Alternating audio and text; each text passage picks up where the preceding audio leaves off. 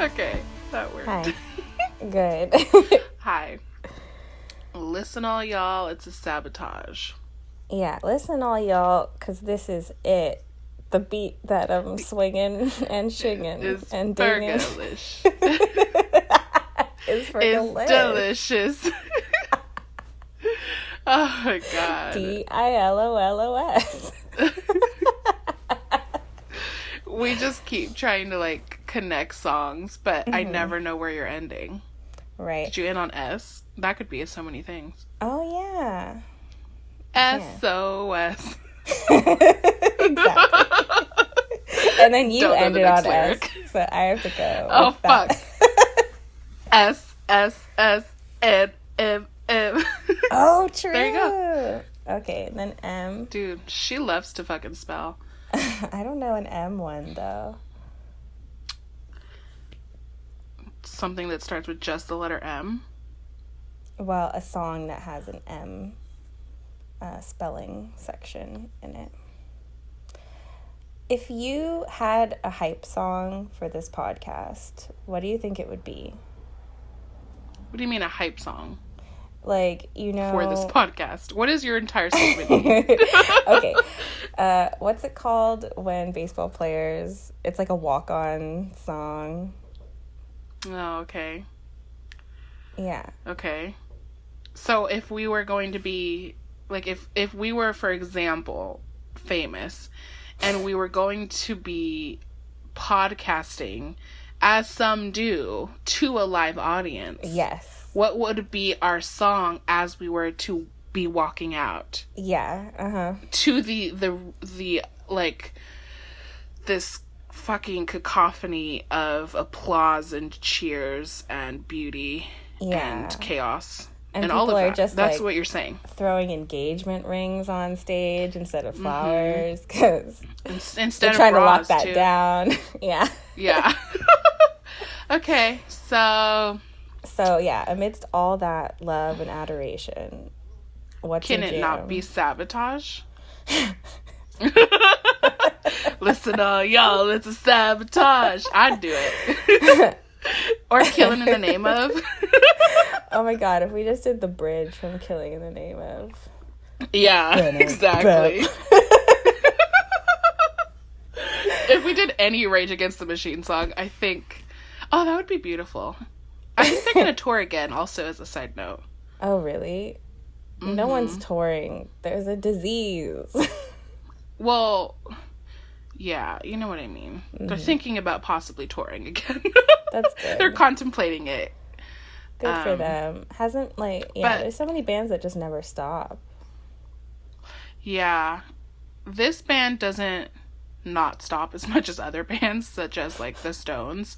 But, they haven't been together in a while. And I think they're such a political band that I think with everything that's going on... How could they not want to just create and also scream with audiences watching? Mm-hmm. Which, speaking of, what do you think our song should be to our crazy screaming audience? Oh. I mean, there can only be one song unless we're gonna... Okay, if we each pick a song and then we somehow mash them up, maybe that mashup... will be our walk-on song. Well, let's each pick two songs. Okay. And see what the other thinks of it and give like a 1 or 2 sentence reasoning for it. Oh my god. Okay, Miss Gabby. I'm sorry. I need evidence and I also need fucking reasoning. What do you want me to do? Okay. Well, shoot. I'm totally on the spot right now. Me too. In real time, it's going to be like, it took us 15 seconds to come up with an answer, but like, actually, we were here for an hour thinking about it. Like, yeah, exactly. Testing out different flavors. The beauty of editing. Yeah. You know, speaking of sabotage, I could sabotage your sabotage. By picking a song that I know would be a really bad mashup. Oh, okay. What? Right? What? Something like Colors of the Wind from Pocahontas. That would be an amazing fucking mashup. What the fuck are you talking about? Oh my god, you know what would be amazing is Savages with Sabotage. Oh, fuck. Shit. Okay, so that's our walk-on song. Yeah, we don't even need to discuss this anymore. Okay, I'm glad that happened. Cool. Savages, barely even breathing. Oh, yeah. So good. Oh, man, Best that song. They're not like you and me, which means they must be evil. We've done too much singing on this podcast. Can you auto-tune in this editing process, please? You know, they were really showing and not telling with that line there. They were. Yeah, they were. Crazy. So, anyway, how are you? I'm good. I just have, like, the itchiest eyes in the universe, though. Yeah, that, listener, she was trying to get eye drops into her eyes before we started this. Yeah, it's quite the process. I just bought eye drops. I'm not an eye drops person because I've, you know, never had to wear contacts or anything like that. Mm-hmm. So I'm really bad at putting eye drops in. But it's been such a fucking awful allergy season that I finally decided I might need this oh my god. Tetrahydrozoline. I'm really bad at eye drops too. Actually, freshman year I got pink eye. Oh no. And this was before I knew her, guys, so yeah. I just gave it to you. I was prescribed eye drops, and I'm terrible at eye drops. It's the reason why I don't have contacts, even though I could technically get contacts. I'm not good with fucking with my eye. Yeah. And so I had our friends hold me down every time I needed to get my eye drops in, and it still only worked every now and then. Dude, you exposed your friends to your pink eye eyes? Yeah, I mean, I was 18 years old. I didn't give a fuck. So basically, what would have to happen is one of them would have to be kind of holding me as I was, like, perched under the top bunk. And then one of our friends, the small feisty one, would have to, from above, direct it into my eye. Oh, my God. To very much resistance that I was giving. And I think it brought us all closer together. Yeah, that's good.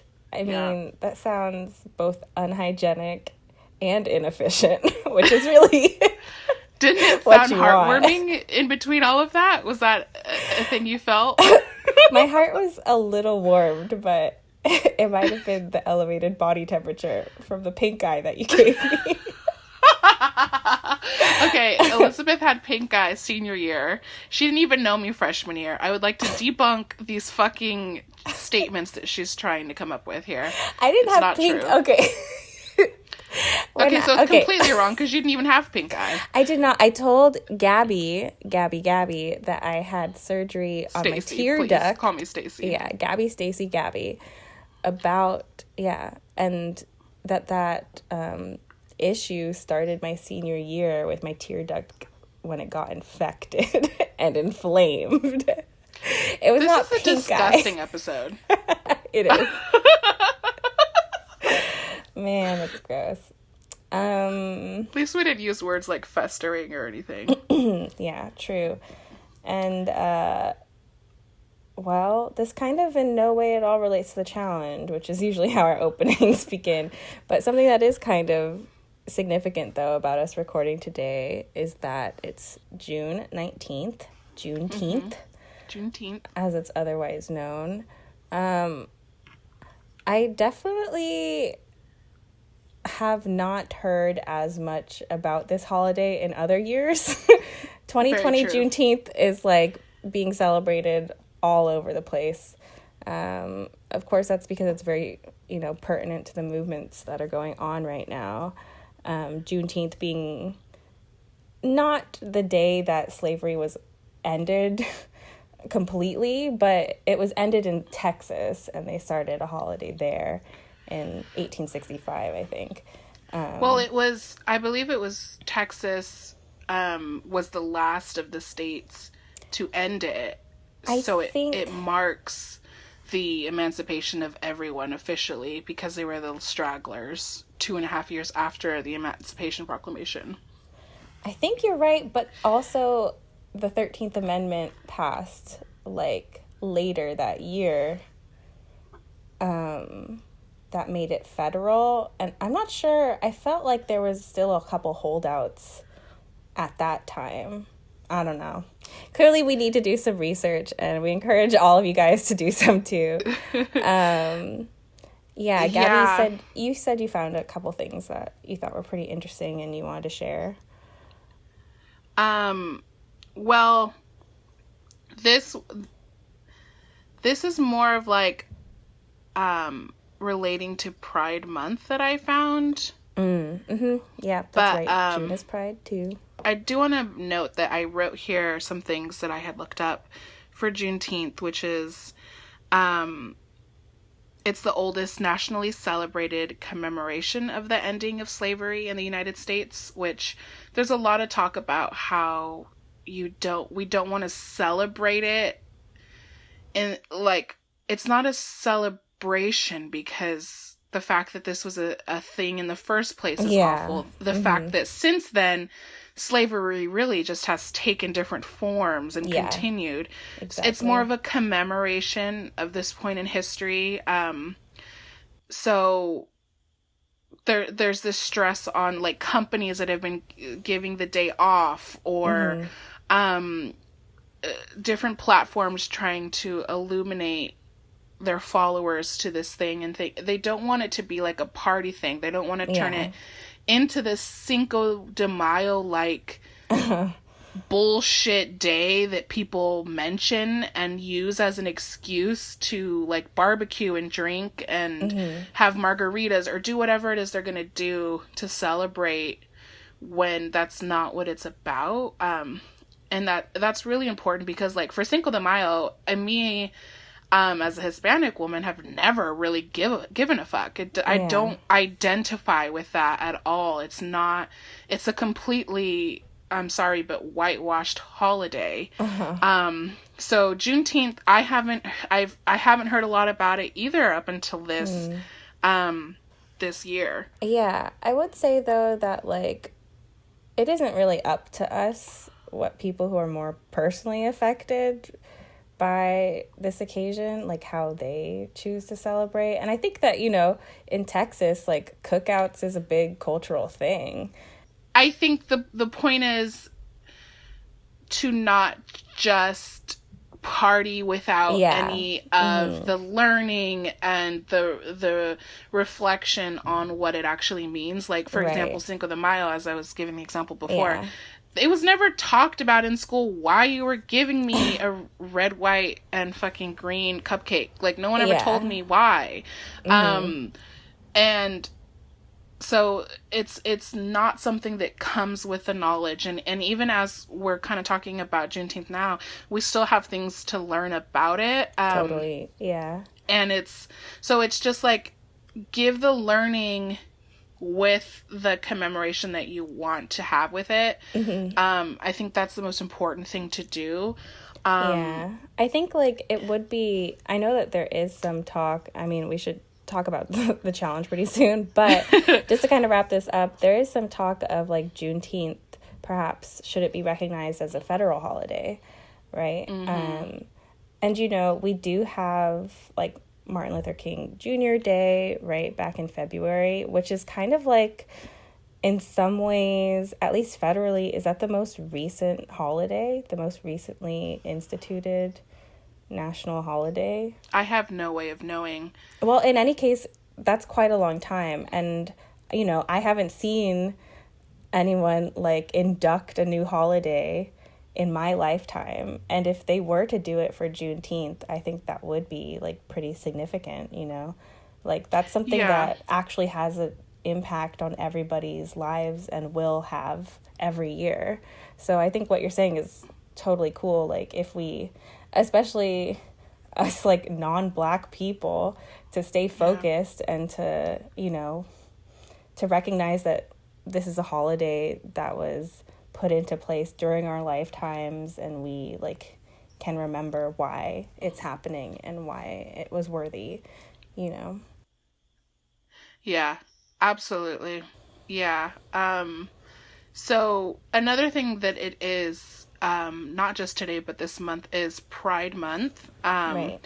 So we do want to just say, that we are allies to the Black Lives Matter movement, just as well as the Pride movement. And we don't want to spend, too much time on this or anything, but we did want to bring light to a few resources for trans people of color and just trans people in general.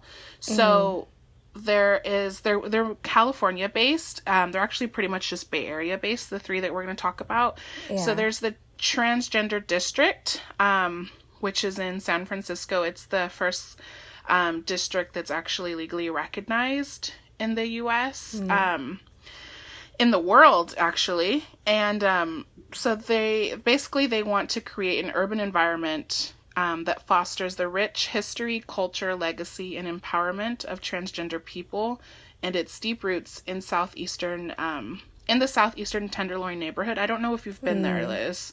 I've definitely been to the Tenderloin. Yeah. I haven't seen anything like how they're setting that up, but that's pretty cool. Yeah, it was founded in 2017, so it's not that old. And it aims to stabilize and economically empower the transgender community through the ownership of homes, businesses, historic and cultural sites, and safe community spaces. It's a place where people know that they're going to be accepted no matter what or who they identify with. So that's pretty cool. You can donate there to their cause.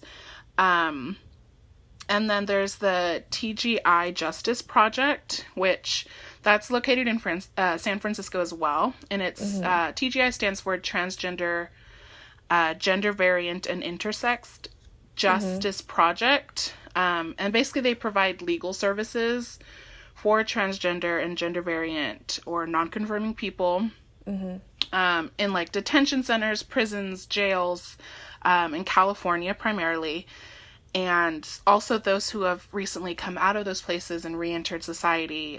They provide them with they help connect them with housing and health services and things like that. Cool. So that's also available to donate. We're putting all of these links in the description, so feel free to take a look at them. And then there's also the Transgender Law Center, which is the largest national trans-led organization that's based, it's in Oakland, advocating for a world in which all people are free to define themselves and their futures. And it's grounded basically in legal expertise, and they're committed to racial justice. And they employ a variety of community-driven strategies to keep transgender and gender non-conforming people alive, thriving, and just always fighting for that liberation. So all of these things are Bay Area based, so it hits close to home, for us. And they're great things to look into. And if you can't donate, just sort of learning what they're about and seeing if you can help in any other way. Cool, Gabby. Yeah, happy Pride, y'all. And with that, let's talk about the biggest corporate Pride ally we've got, which is, of course, MTV's The Challenge. Yes. So good. So, yeah, just to kind of give you guys a roadmap of what we're going to be trying to do in this episode, it's quite ambitious. We're trying to catch the fuck up. So that's going to mean covering episodes 9, 10, 11, and 12. Yes. Liz and I's brain is so inundated with information and opinion and thought, and I feel like it's bleeding out of my ears. Yeah. So I'm tongue-tied with everything that I am feeling. And this is going to be an interesting episode, as well as the following episode that we're going to be putting out. So bear with us and also enjoy. Of course. Man, do you remember what had happened in episode 8 that had set up episode 9? Like, where did the story leave off? Jordan went home. Jordan went home, yep. As well as Bear. Yes. Yeah, so we're coming off a male double elimination week with Pole Wrestle sending home Jordan and Bear. And, like, Wes and Bananas kind of, like, celebrating their pretty dark victory over Jordan, looking like the best kind of male competitors in the house as we go into girls' elimination week. And, of course, this time it's also going to be a double girls' elimination. Yes, and this episode is called Backstabber, which we don't know really what it refers to when we go into this episode. Yeah, that's right. So, an interesting tone for sure. Yeah, so we thought what we'd try to do, because we're trying to cover 4 episodes, is just, like, drop in on the most significant events, talk the challenge and eliminations for the most part, and just kind of try and go on through. So we're going to do our best here. Yeah. So, right, there's a couple things that kind of happened in this episode. Big T goes home. We talked about her last time. She jumped off her bunk bed, split her toe open very tragically. And, that ended Big Toe's time on the challenge, which was really sad. Big Toe's time? Yep. Well, someone is, like, hugging her goodbye, and they're like, "We love you, Big Toe." It's so really funny. Sweet. Yeah. Oh, Big T. Okay, well, she was sweet, and I think she grew on us as viewers. In reality, she didn't really make any waves. She wasn't important to the politics. But she was funny. She was sweet. And she seemed like some, just like someone that the cast liked to have around. So thank you, Big T, for your lovely smile that you brought. But she's gone. So there. Go ahead. Yeah. No, you go. No, you go. Okay.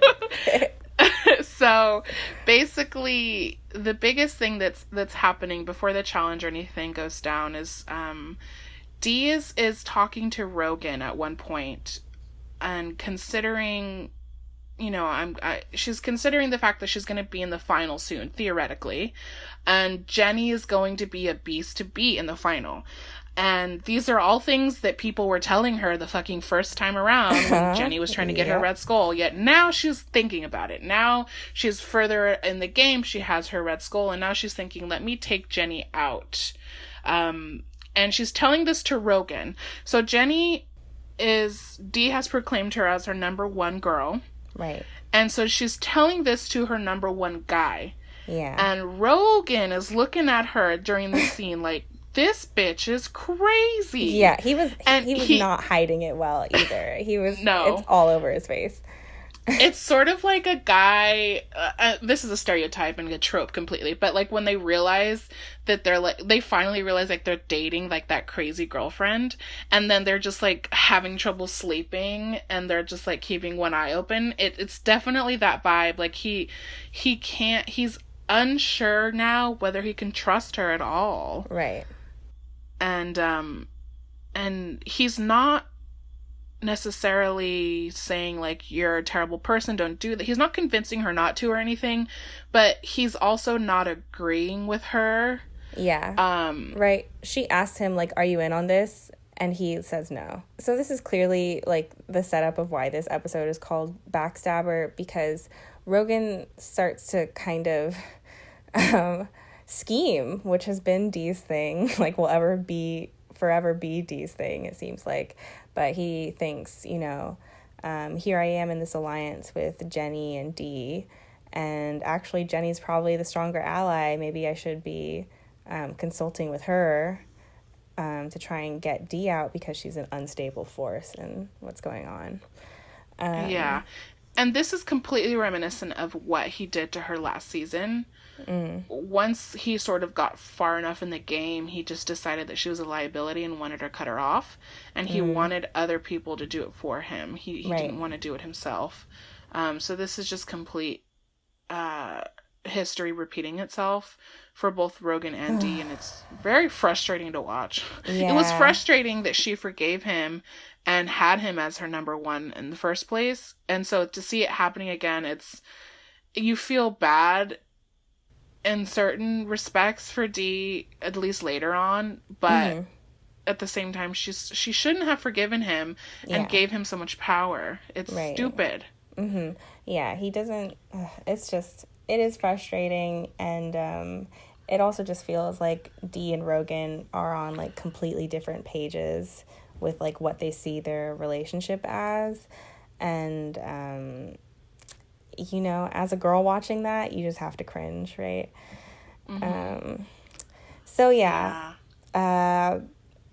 then just kind of one last thing to mention about episode 9 and the dynamics that are being set up here is, so with the previous elimination, sending Jordan in, sending Kyle in, not Kyle, Bear, Jesus. These white Brits, they're the same goddamn people. They are not. No, okay, I know they're not. Kyle's way cuter. Who are you talking? Kyle? I love Kyle. Yeah. Bear. You're talking about Bear? I'm talking about Bear. Yeah, Bear went in. He was sent home. He was apparently blindsided by it, and a lot of the house was kind of surprised by it too, as well. Like, and Josh and Swaggy have a moment where Swaggy says he's not surprised. That leads Josh to realize that Swaggy is allied more closely with Wes than he had thought. He thought that him and Swaggy were somehow bros. I don't know. He's disturbed by this Wes connection. And so... Yeah.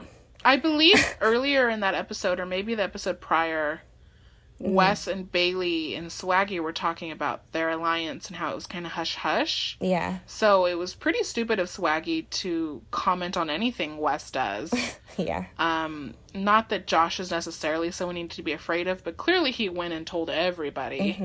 And now he's kind of a chihuahua that really kind of is just a big ass German Shepherd, barking at Swaggy for the rest of this episode. It's so annoying. Yeah, they have this big blow up in this bar. Josh gets up on a table. It's like, it's embarrassing for Josh for sure. He's just a big dumbhead. That's like all I see when I watch these episodes. Yeah. We should probably articulate what the fight was about, but I honestly don't know. Neither do I, actually. I feel like... Okay, I remember vaguely that Josh was talking to other people at the table. Swaggy made a comment, and Josh was like, this doesn't concern you, blah, blah, blah. And basically that... Like, the motivation was all this other crap, but he used that as, like, why are you even talking, blah, blah, blah. And they just sort of kept getting defensive towards each other. Swaggy walks away. Josh is kind of yelling after him. Security steps in. Josh gets on a table. The bartender's like, get off the fucking table. Bailey's angry, like, don't yell at it. All this stuff.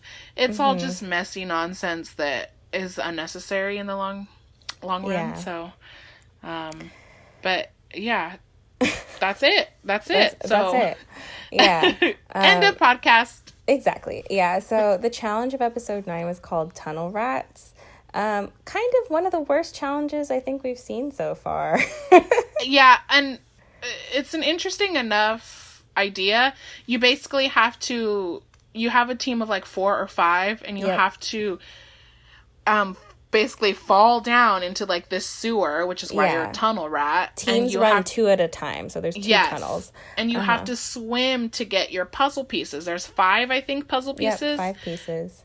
And you have to then run it back to this like puzzle board outside and put it together. But the thing is that it was hard to follow. I couldn't tell who was on what team, and as the camera was following people, I couldn't tell who they were, what their goal was, if they were going the right way. It was just hard to follow visually. And I don't know why they had two people go at once. Just have one team go so I can follow it. It was very annoying. Yeah, having like a few rounds of it, and teams 1 and 4 just didn't even fucking solve the puzzle. The puzzle did look like harder than your typical puzzle. It was italicized, the puzzle. It was like slanted. Yeah. Which for some reason was thrown through a loop. Yeah, plus like there wasn't an obvious way to tell like which side was up.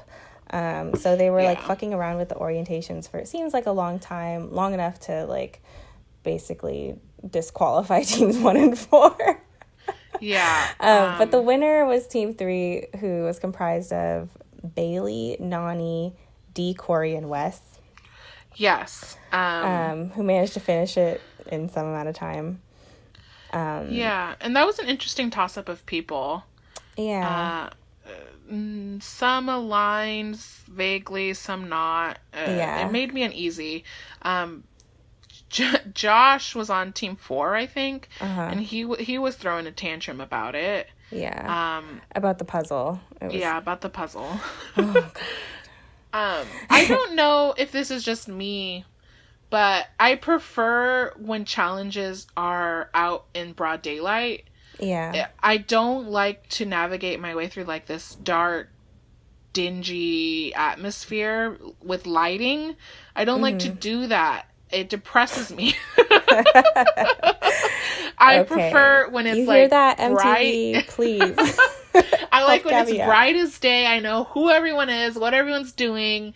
They're running from, course to course doing shit. Like, I like those. Yeah. So, I mean, there are other challenges in this suite of episodes we're going to talk about that are more your style, it sounds like. But I need you to agree with me, though. Yeah, I mean, I'm sure it like affects them and their performance. Also, there's so many factors that like we just can't really relate to as viewers, like how dark it is, how cold the water is, what it feels like to swim with that bodysuit. Is it hard to carry one of those pieces and swim at the same time? Like, there's a lot of things that we just like can't know the true experience of, and that aren't communicated that well. So it's a bit rough. But yeah, that tribunal, so there's 3 girls on it, Bailey, Nani, and Dee. So like each of them in theory could go in. Nani kind of ends up being the most important person sitting on tribunal in a way, at the end of the episode. So the house is assigned to nominate 2 girls to go in for the double elimination, and those girls just like campaigned and put themselves up. I guess episode 9 was still early enough that people are trying to avoid eliminations for the most part rather than get themselves in there. But Anissa and Casey are both like, it's time, which is cool because they're both cool girls, and they end up like, this was the right move for them for sure. Don't spoil our audience. I know. Okay. We apologize. We apologize. Mm-hmm. So, essentially, I don't think we're really going to go into the tribunal interrogations, are we? Basically, we're at the elimination. Yeah. Which is called Bombs Away. Mm-hmm. And they're in these. What even are those? Like, they're like open bins.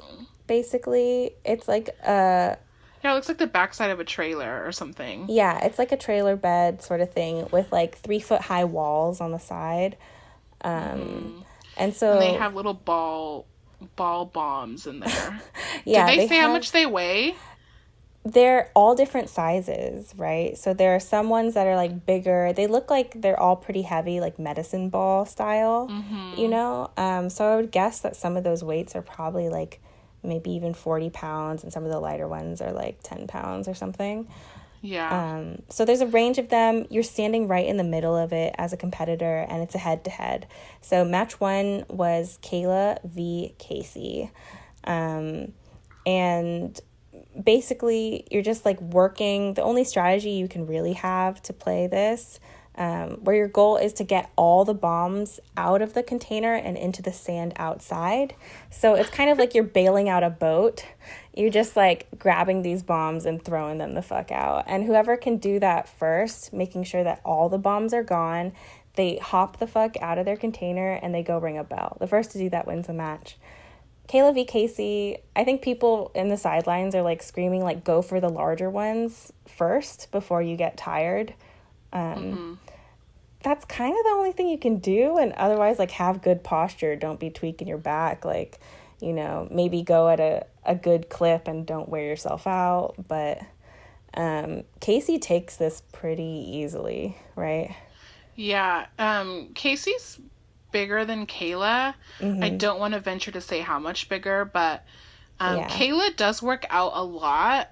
We don't really get to see too much of Casey's strength, but she's moving quicker and she's lifting a lot easier than Kayla is. Even the other girls that go later, I think they had, even Jenna, little Jenna, they're lifting it a lot easier than Kayla did. And Casey ends up winning against Kayla, and she ends up winning by a lot. I wish I knew the exact number, but it looked like she had like 20 more or something. Yeah, it was big. Like it wasn't really close. And Dee, I remember she remarks that she had thought that Casey was just kind of like a middle of the road player, and now she realizes that she kind of needs to worry about Casey. So it's interesting that I think Casey really timed it very well. She had time to watch and see what these eliminations were like. Get a feel for how people were voting and making the decisions that they were making, and she wanted to go in no matter what. She was the house vote. She didn't want no bullshit, and she just went in and did it. And now she has people kind of scared. And she's also played a good social game as well. Everybody likes her. Half the girls want to bang her. Like like she might just walk to the final. I know. And I would love that, Gabby. I would love it. I would not. I don't. You don't like when new people win?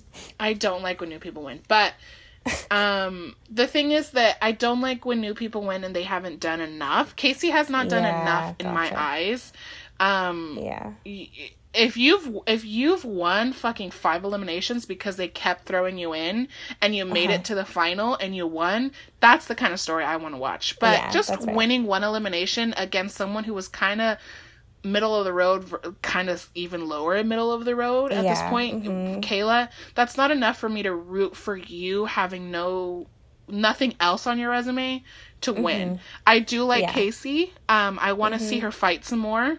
I also want to see her do like more play a harder game, maybe, you know? Like she seems like she's just like doing her best to stay out of everything. Which she's playing it very safe, which seems to be working for her. I think I believe she won her Big Brother season. And so this is probably her strategy. She does not want to make waves. She wants to befriend everybody. And it is probably honestly going to get her to the final. So it's all kind of going to depend on how well she does in the final. And the final is no joke. They put you through, it's like a torture session. So we're going to kind of see what she's made of. But what we did see in this elimination is that she has endurance. She didn't slow down. And she has strength. And she has the ability not to crumble under pressure. Totally. She kept a cool head. For sure. So she has a lot of characteristics that we haven't seen from her before. At least they weren't illuminated to us through editing. So she's definitely a really good contender to be a good challenger. It'd be like super surprising if they like said her name in any upcoming like tribunal shit. So I think it's like totally likely that she'll be there, which would be cool. I'd love to see, like, Casey and Jenny, like, go up against each other. They, you know, that would be cool. I think that would be cool too. Jenny is really strong. I don't know if she has what it takes to be an actual champion, because you have, it's not just about being strong and having endurance. You have to have the brain for it. And also they do things to you in the final, like not give you any sleep. You have to go for 2 or 3 days straight. They make you, they starve you sometimes, or sometimes they make you eat things like testicles and blood. They've made you eat blood before. They make you do ridiculous shit, and not everybody, as many muscles as you have, not everybody normal can people do it. Are not capable of that. Yes. and then something that we see with Tori, not everybody has the ability to adapt and strategize to the weird shit they're making you do. So we don't know if Casey and Jenny have those aspects to them. That's the disadvantage when it comes to rookies. I want Nani to win because she has done so many of these. I also want Anissa to win, but Anissa does not have the endurance for it, unfortunately. Right. Yeah. But anyways, we're getting ahead of ourselves. But I do want to say, advice for Casey, make out with Nani, because that will cinch you a callback. You need to do something that the producers are like, all right, fine. Yeah. She's not boring. Right. That's right. Cheat on your girlfriend with Nani. I'm just going to say it. I in no way condone cheating on your girlfriend or doing things for producers. Anyways. But strategically. Okay. But that is my advice. Yeah. So then match 2, this one was Anissa, and then Jenna ends up going in. So basically, this is the Holy Trinity falling apart here for Nani, who was on tribunal this week. Kind of a pretty strange turn of events that she couldn't protect her girls here. Yeah, and they didn't really show us in editing much fighting.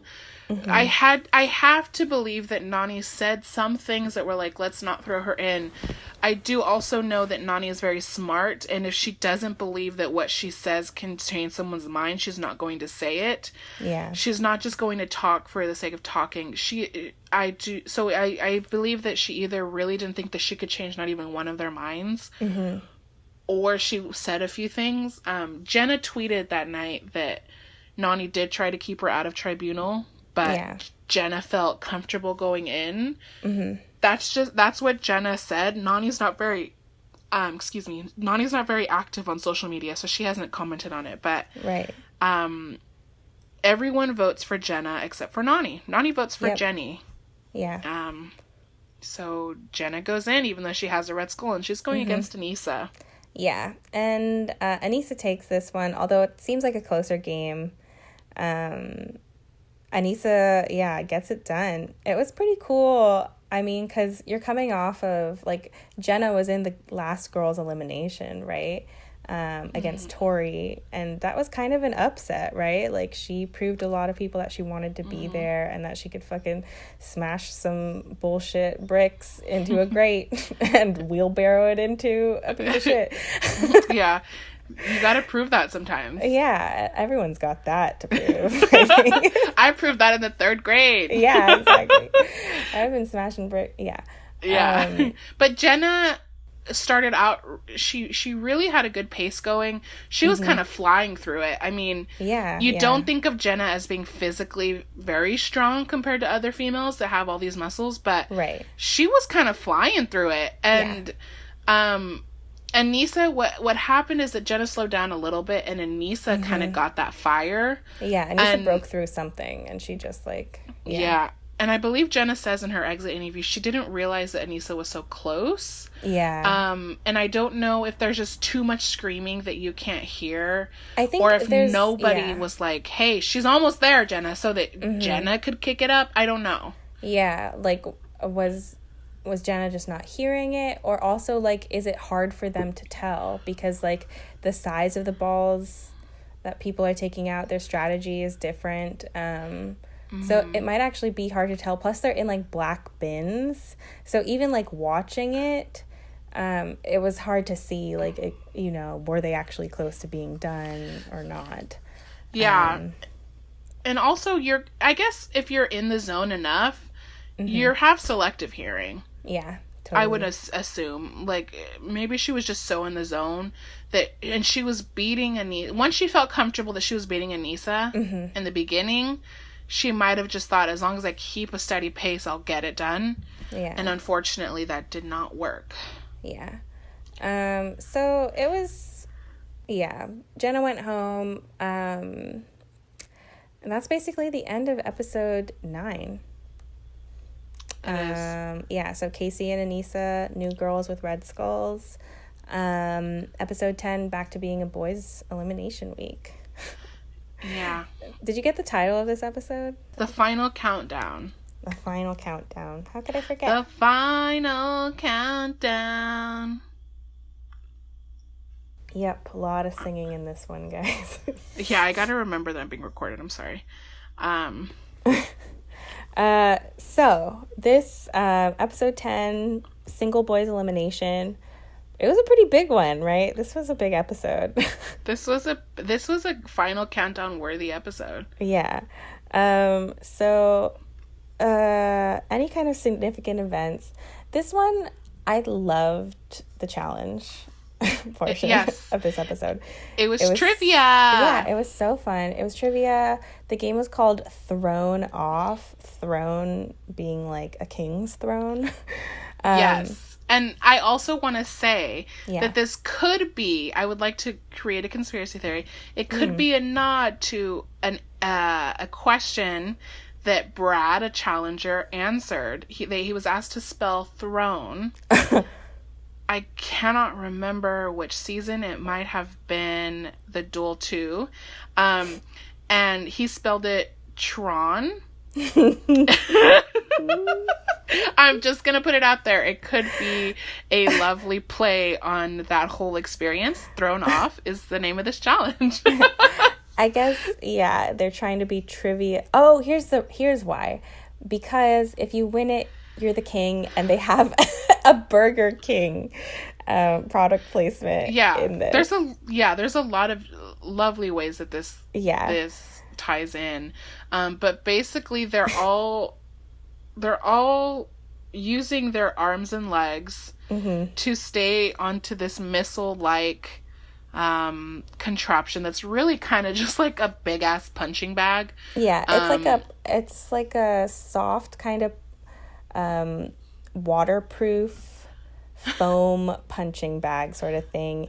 It's very phallic, shaped like a missile. Yeah, it's got like a glans, let's say, at the bottom, a little lip that they're able to like put their feet on and stand on. Say lip again. Lip. Yeah, so there's like this little ledge that they can kind of perch on. And basically the game goes boys all together and then girls all together. So what happens is they all get on this platform. The platform is lifted into the air. They kind of climb onto their missiles, hold on, and then each of their missiles kind of swing away from the platform. They're released out. And then basically you got to hold on to this shit and be the last one standing. So what happens is you get asked a trivia question. It kind of goes through everybody, and then it goes backwards through that same order. That's kind of the way it works. Which doesn't always happen. Sometimes they go completely like around and around. Like around and around. And Nani, when she remarks as she's getting on, she's like, "Oh, it's wet." So they've pre-moistened these missiles. Well, I think these phallic symbols. The platform starts on the surface of a lake, right? We should definitely mention they're over a lake, so they're gonna fall into a lake and be safe.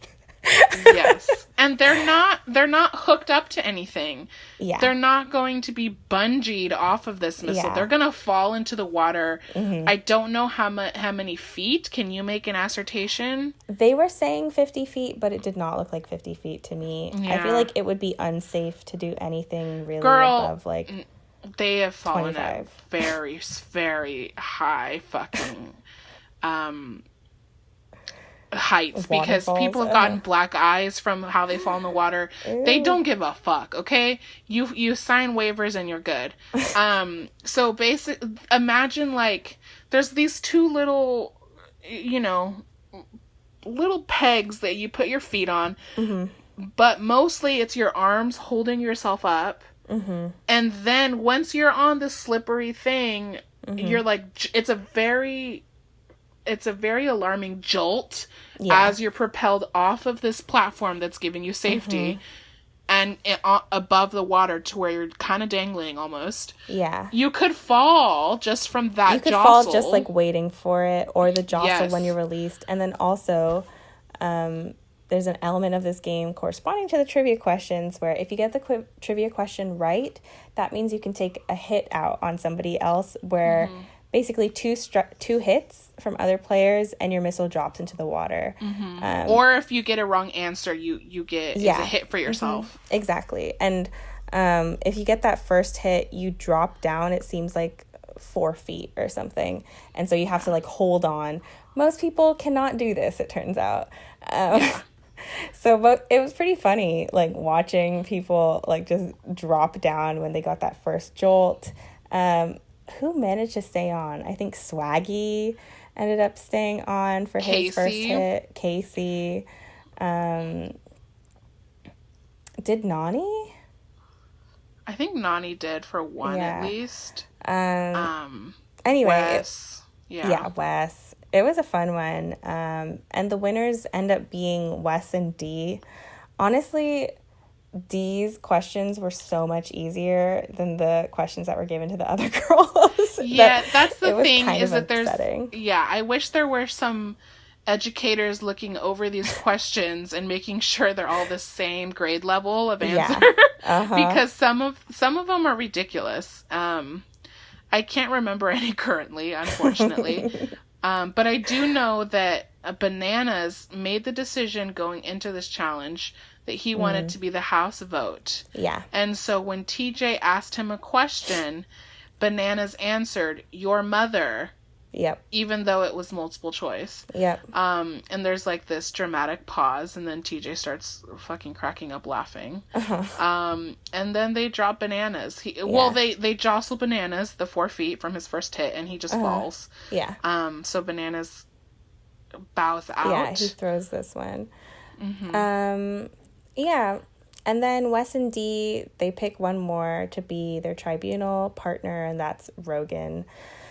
Bad move, D. I mean, this, I think, is showing that, you know, I always wonder, like, did Rogan and D maybe, like, decide to do this backstabbing for a storyline? Like, probably not. I think this was actually a legitimate backstabbing. But, like, how real is this? Like, do they really care about each other? And the fact that D is still, like, putting Rogan into tribunals, at least it's playing the part of that she still doesn't know that anything is up, nothing is, like, afoot yet. Yes, but also Wes did promise Rogan when they were on the missile. That's right, that too. I'll pull you in, because Rogan was like, I'll fall if you don't pull me in, or I'll fall but you pull me in, or whatever. Yeah, they were the final two boys, right? So they kind of negotiated that one out. They did, and it was all for Burger King. Yep. Yeah, so they got a Burger King feast and $5,000 added to their stipend. Only Wes and D, not Rogan. Yes. So that's great. But they will be getting a feast, and we see later on, while it's the tribunal enjoying this feast, other cast members later are having some hamburgers too. Yep. So that's good. Yeah. But this whole feast thing was bullshit. But they did get the 5K. So yep. Nominations. Bananas basically campaigns to be the house vote. No one other people were saying that they might want to do it, but again, we're still far away enough that they're not gonna fight too hard. Yeah. Episode 10. Yeah. Josh was saying he wants to go in, but he's saying, no, I love Bananas and blah, blah, blah. Bananas isn't going to get you far, Josh. Bananas doesn't care about you. Yeah. But anyways, Corey was hesitant as well. I think Corey maybe thought, maybe he won't win the house vote against Bananas. A lot of those girls are on Bananas' side, but at the same time, maybe he wasn't ready yet to go in. Who knows? But basically, he gets nominated without any other a person really fighting for it. Yeah. They do, like, kind of set up some tension prior to the nominations, that Bananas wanting to be the House vote fucks with Wes's strategy for this week. Wes feels like he earned being on Tribunal, winning the challenge, and that Bananas is kind of stealing this win because if Wes wants to, both of them are feeling like it's time to go in, right? It's there's not going to be too many left. There's still, like, easier competitors to win against. And Wes wants that ability to take the choice, but now he knows that if he does it, it's going to fuck with his alliance. And, like, he might have to go home against a pretty strong competitor in Bananas.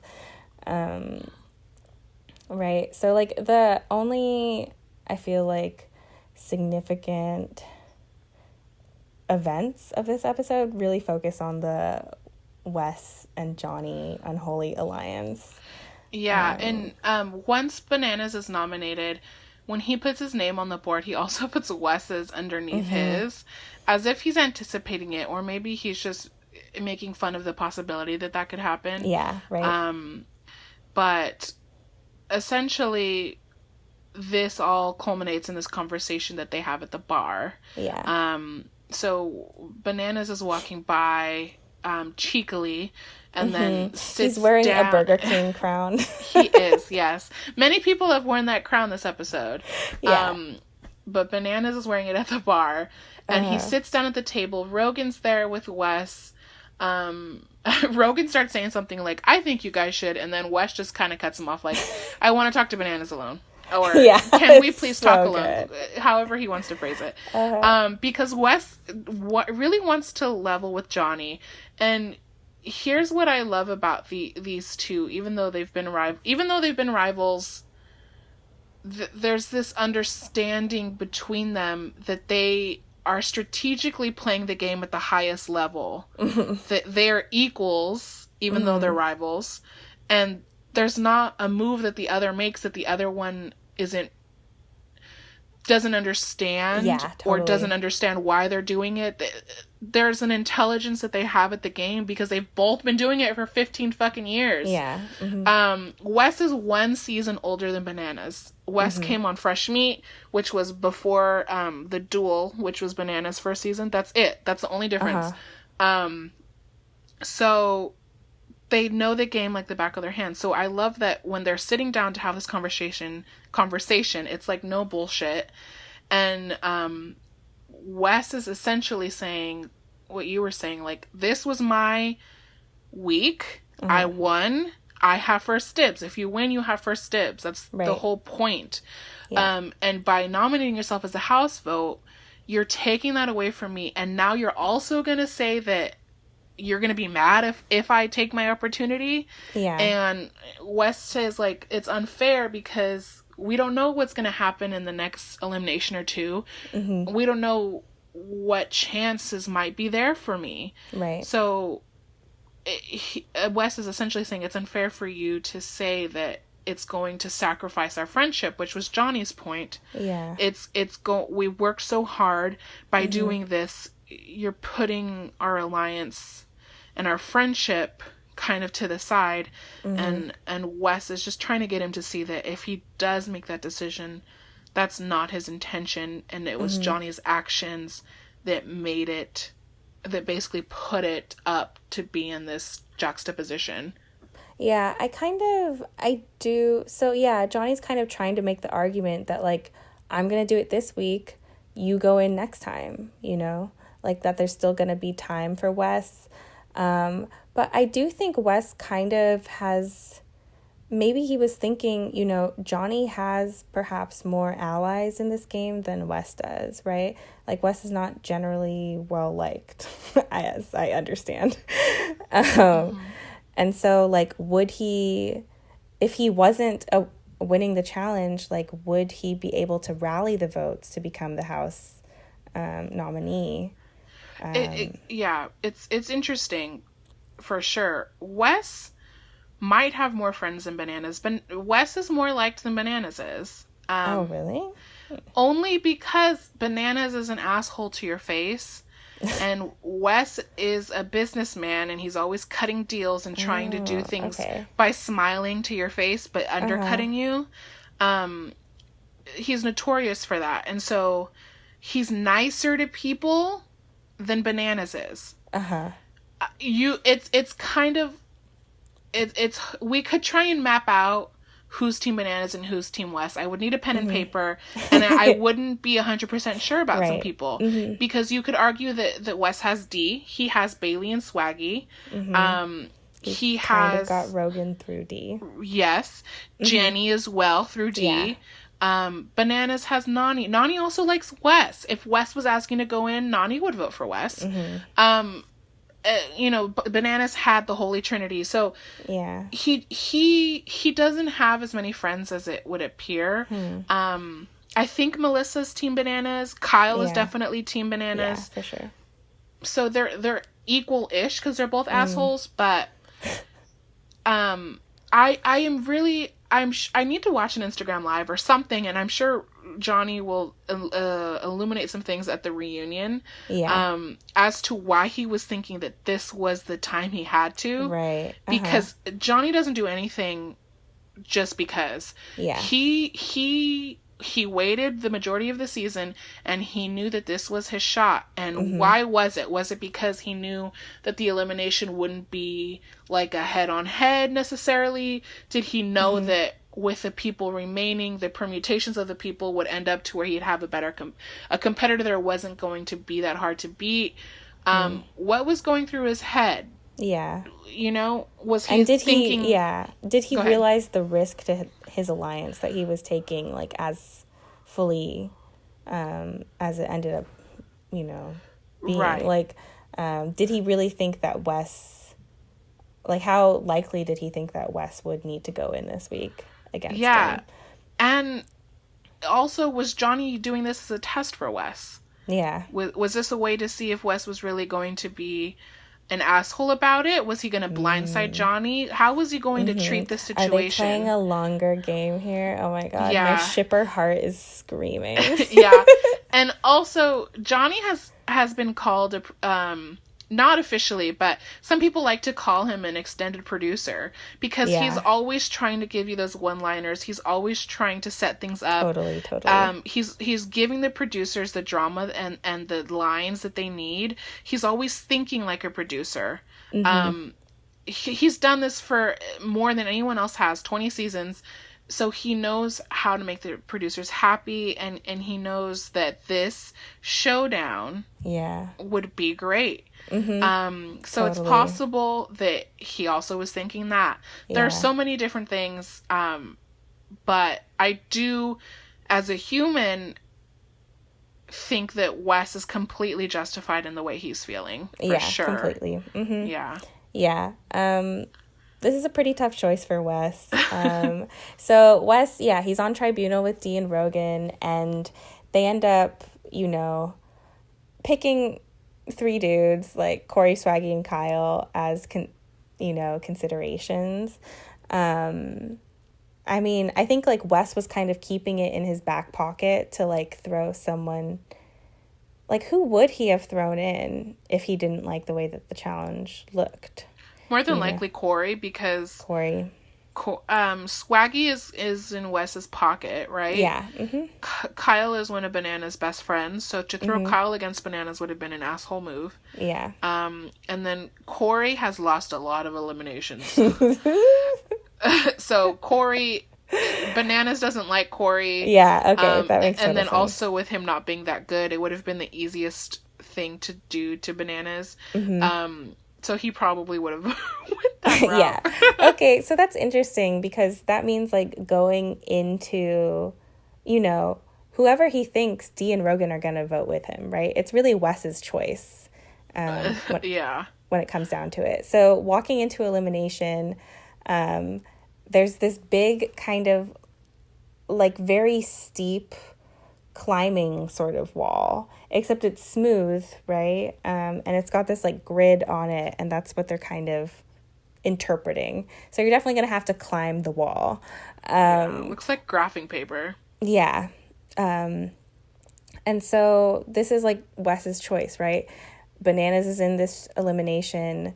Does he want Corey going in? Corey, who, yeah, it does seem like he loses eliminations a lot. But yeah, I'm sorry. I'm having this moment of like having this dialogue with you, and you're like so eloquently talking about these things, and also referring to Johnny as bananas, and it's just so beautiful. You are a challenger. Referring to Johnny as bananas without any irony at all. So this is what's going through Banana's brain, okay? Banana's doing this, Banana's doing that. As bananas at the bottom. Like what? In all my notes, he's BNN for bananas. Bananas. Yeah. Bananas. B-A-N-A-N-A. Yes. It all comes full circle every podcast. Exactly. So, yeah. Long story short, Wes makes the call. He's going to go in. The elimination is called Charge the Wall. It's a pun, of course, because here's how you play. You're put into a little harness. You're scaling this wall. Like, how do you actually climb up? Like, what are they holding on to when they climb? They're using the holes that they make.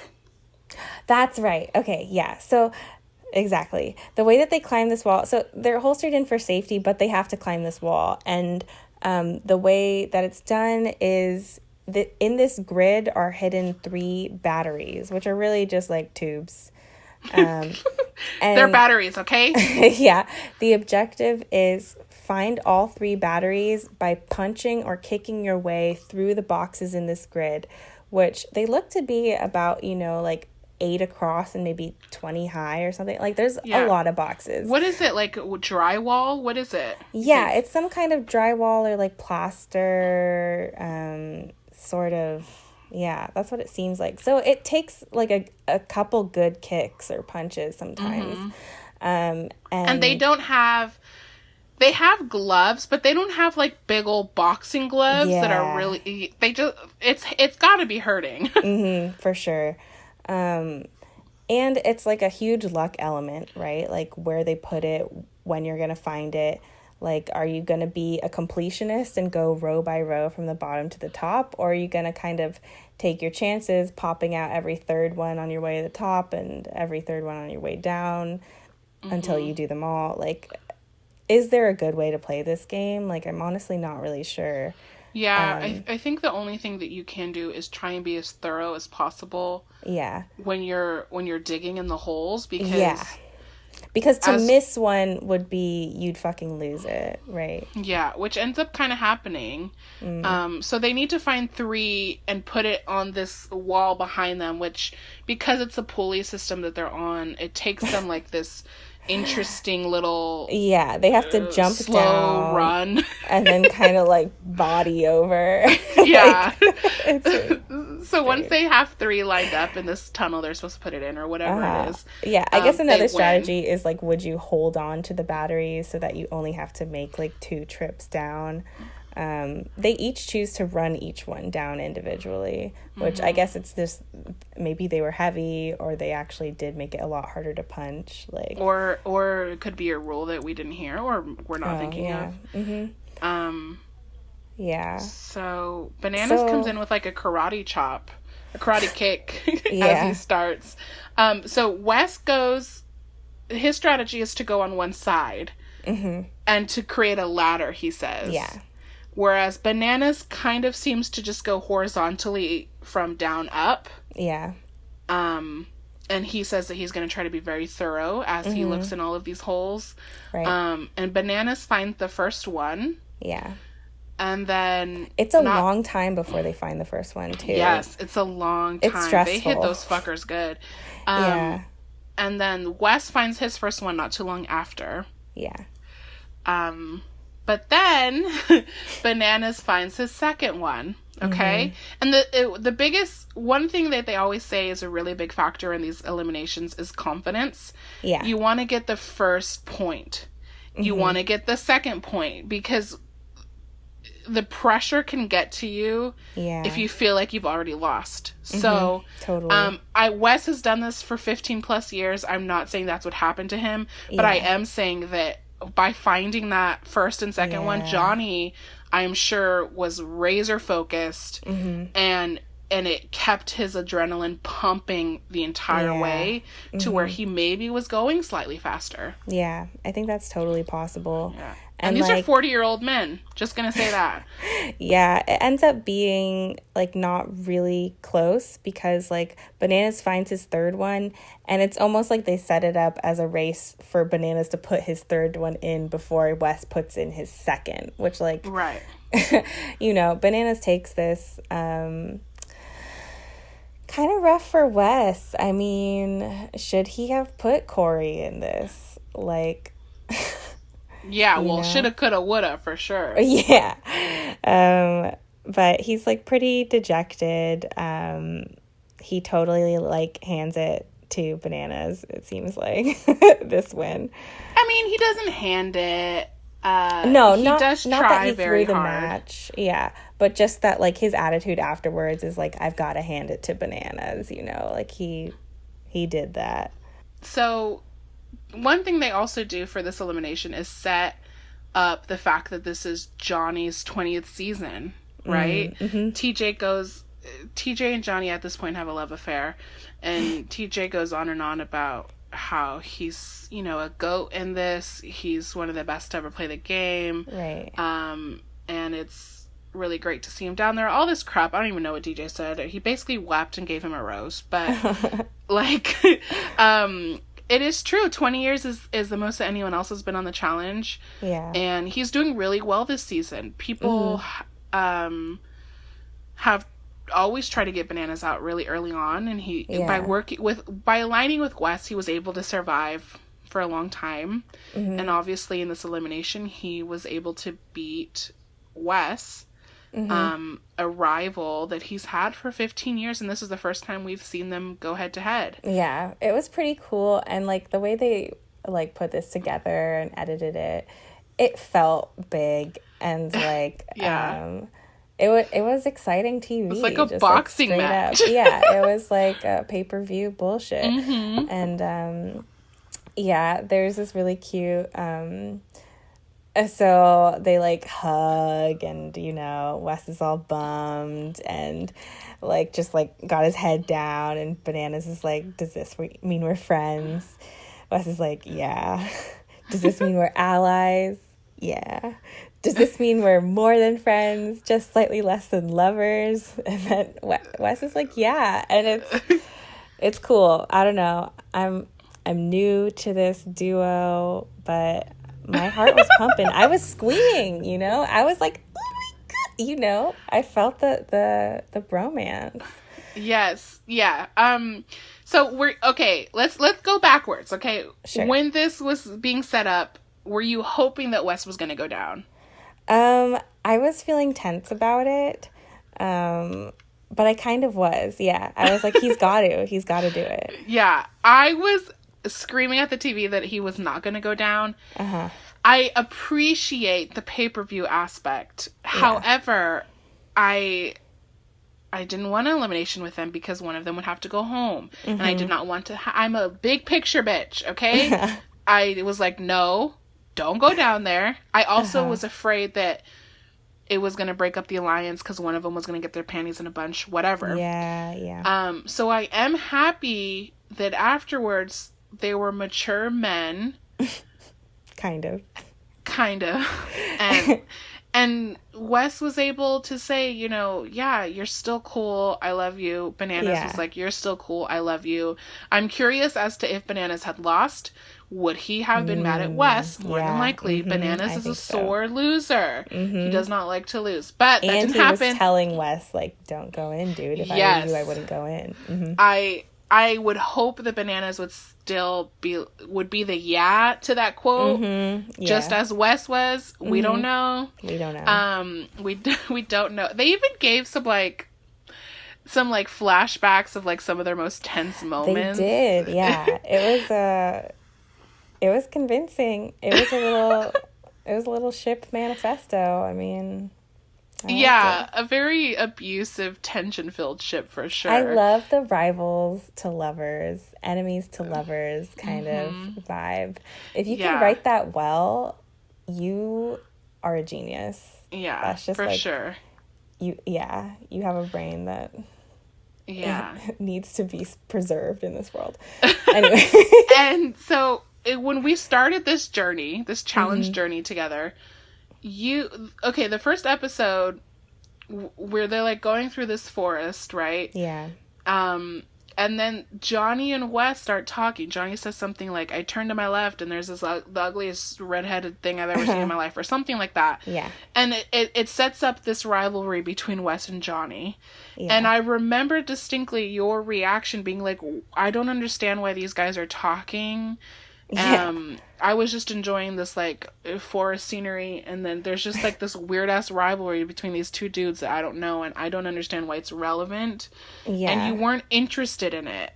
I thought it was over the top. I thought it felt like fake too, where it's like, really, you're acting like, first of all, you're acting like this is the first time you've seen him when you've probably like been seeing him for the last like 16 hours on your flights up from LA. Yeah.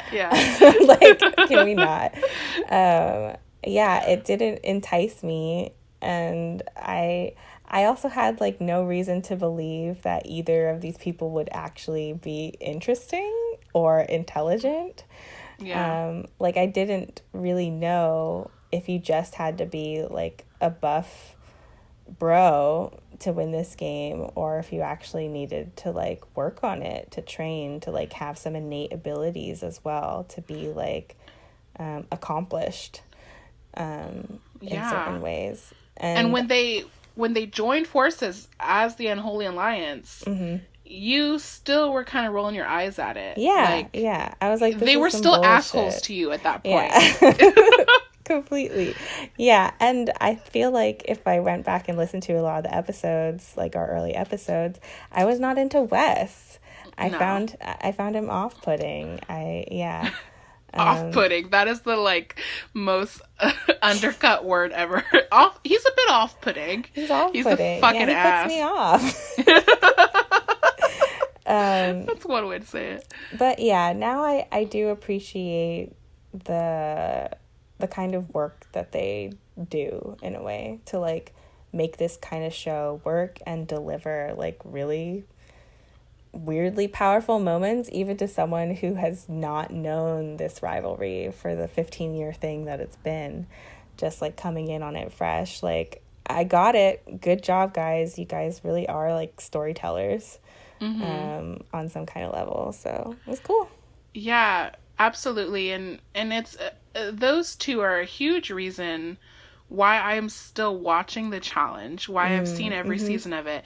You take away Johnny Bananas, Wes, CT, some of those heavy hitters, I'm not watching anymore. Yeah. Because there's sort of that wink wink nod nod to me as a viewer who's watched the challenge for so long, that they know what's going on and I know what's going on. Yeah. And all of these new people, I respect that they're trying to play the game. I'm not taking that away from them, but they don't have respect for the game in the same way that the Wes's and Johnny's do. There's actually a scene, maybe a season or two ago, where this guy was just being an asshole. They're in this ridiculous tribunal interrogation like setting, and he's just being an ass. And Wes is like yelling in his face. He's like, "You will respect our game. Like, don't come here doing that." And I like seeing Johnny and Wes and CT in them because it's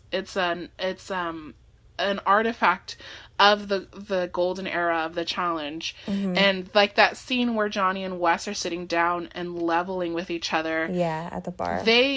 No one else, they could not talk to anyone else like that because they understand it so well.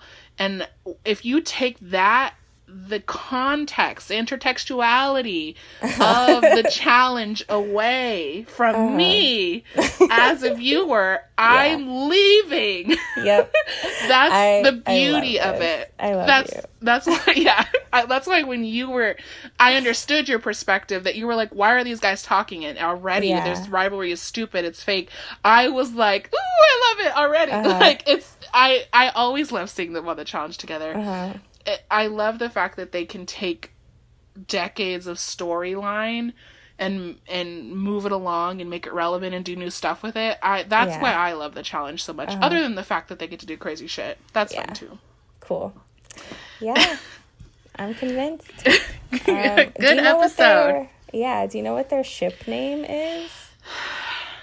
Bananas? Bananas, is that it? I don't know. You are so obsessed with ship names and I never know them. Do you know the only ship name I know is like Brangelina. Okay, that's it. That's my only ship. Well, I'm a shipper. We've talked about this. I ship. I do the shipping. You're a fanficker. Have you made any Wes and Bananas fanfic yet? No, but I did see that Wes's Twitter icon was a Johnny West fan art. Yeah, you're right. Yeah, that's pretty cute. I love that shit. So yeah, good episode. Now, okay, I feel like we've been making good time, and we're probably about time for a bit of a mood shift, and that's what heading into episode 11 is like. Episode 11 was apparently called You Ain't Right, I think. And we're coming off of Wes going home. So the biggest person this impacts in the game is Dee, right? That's her number one dude, her mentor, her father figure. Yes. All this stuff. He's out of it. And we got to talk about Dee. We're going to talk about Dee a whole lot more is kind of the plan. We're doing all 4 episodes, the recap in this episode, but our next episode is going to be basically covering the Dee saga that is still being written today, right? It's ongoing. This off-screen Dee saga of that off-screen, yeah, and post-recording,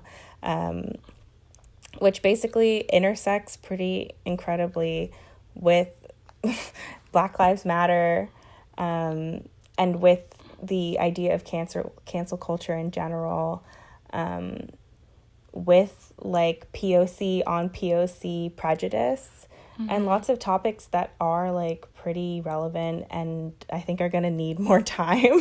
So that's kind of the bulk of that conversation is coming. It's just going to come in a different episode. So we're going to try and do our best to deal with Dee still as a challenger in this episode. Of course, knowing that MTV has fired her as of now, have severed their ties with her, and we'll be sharing more our thoughts and analysis on that in that other episode. So stay tuned, folks. Yeah, but we are definitely treating these are characters to us. Yeah. They aren't our friends. We don't know them. So even though they're reality show characters, they're characters. So we're gonna just be talking about Dee as a character. And you're gonna get a bigger sense of how we feel about everything next episode. But we're not going to be going into that right now, so just stay tuned for that. Especially because none of that had happened when this episode was recorded, too. So, of course, Dee is probably consistently the same person as she was when this was recorded, and we've been pretty critical about Dee's game so far, just to kind of, like, remind people. She sent Jenny in, like, the first opportunity to give Jenny a really easy win. I mean, Jenny's her quote-unquote number one girl. She turns her back on Jenny. She tells Rogan's a dick.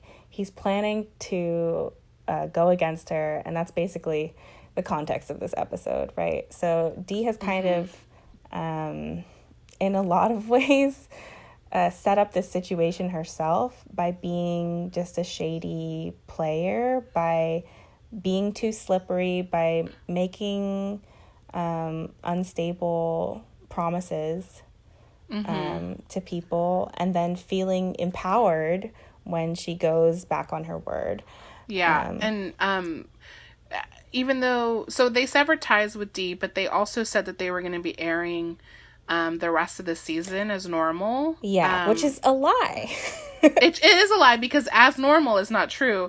They edited this episode significantly. When Liz and I watched it, it was at like 38 minutes or something like that. The runtime was missing 15 minutes of scenes, which thankfully, I guess in Canada or something, they released the full unedited version. Thank God for Canadians. Yeah, it was a rush edit. It definitely felt like a little bit, just like way too fast as a 40-minute episode, and they just took out all these D-centric scenes, I guess, to lessen the blow of, I don't know, the canceling of D maybe carrying into the canceling of the challenge somehow. I think that was pretty cowardly, and like personally, like I think that longtime viewers of the challenge want to see the full shit. You know, even if it's with a person who they might not think is a good person anymore, if they ever did, you know? Yeah. Like, so I'm glad that we saw the unedited takes. Absolutely. And more so than just what it does to Dee's character, what it does to the story of this episode. We were confused at some points, or at some points things just kind of came out of nowhere, and that's bad storytelling. Exactly. Last episode was such a great story. And this episode, it was bland because half of what was going on had to do with Dee, and we didn't get any context for anything. We didn't know where her head was at. We didn't know. They didn't even really show people talking about Dee. So, it was like it was a soup with no pepper, no spice. There was nothing. Right. And especially like, so people on like Reddit and wherever have pointed out that if you look at the original episode description for what episode 11 was going to be, they were totally admitting that it was supposed to be Dee-centric. And it just would have been like a lot more interesting of an episode if they had just aired it as usual, you know. So that's my take on it. I think a lot of the episode 11 significant events do actually take place in those deleted scenes. So we'll kind of like recap those as well. So the first deleted scene is like the first fucking one, right? Which is that like coming home off that elimination, Dee and Rogan are having a little cuddle session. And Dee is basically like confiding in Rogan about how bummed she is that she lost like her biggest ally in the house. Like, this is not good for her game, blah, blah, blah. And meanwhile, Rogan is like, you can tell Rogan is a bad liar because he's just like, he's kind of like frozen. I feel like he even says something, that like could be taken a different way that kind of reveals like that he's got some shit going on. It's just like, it's a strange situation that Dee is just like somehow not noticing what's going on with Rogan in his body language right now. Because basically Rogan's planning on throwing Dee in this week. This is something that like he talks over with Jenny. That was another deleted scene, right? Was more of that kind of decision making. What else was significant this episode? I think it showed like the more Dee-Melissa bonding, right? Yeah, they're friends. And Melissa seems, this episode definitely shows that Melissa's a very loyal person. Yeah. She's been loyal to Kyle. Yeah. She's trying to be loyal to Dee. And loyal in the sense that if you talk bad about them or you try and go against them, she's gonna yell your head down. That's definitely a loyalty you want on your side.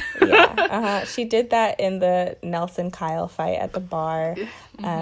She does it in a big way in episode 12. Like, Melissa's got some spice. Yes, we do love Melissa. We think she's the cutest thing. Yeah, she's adorable. I love her accent. But, oh my god.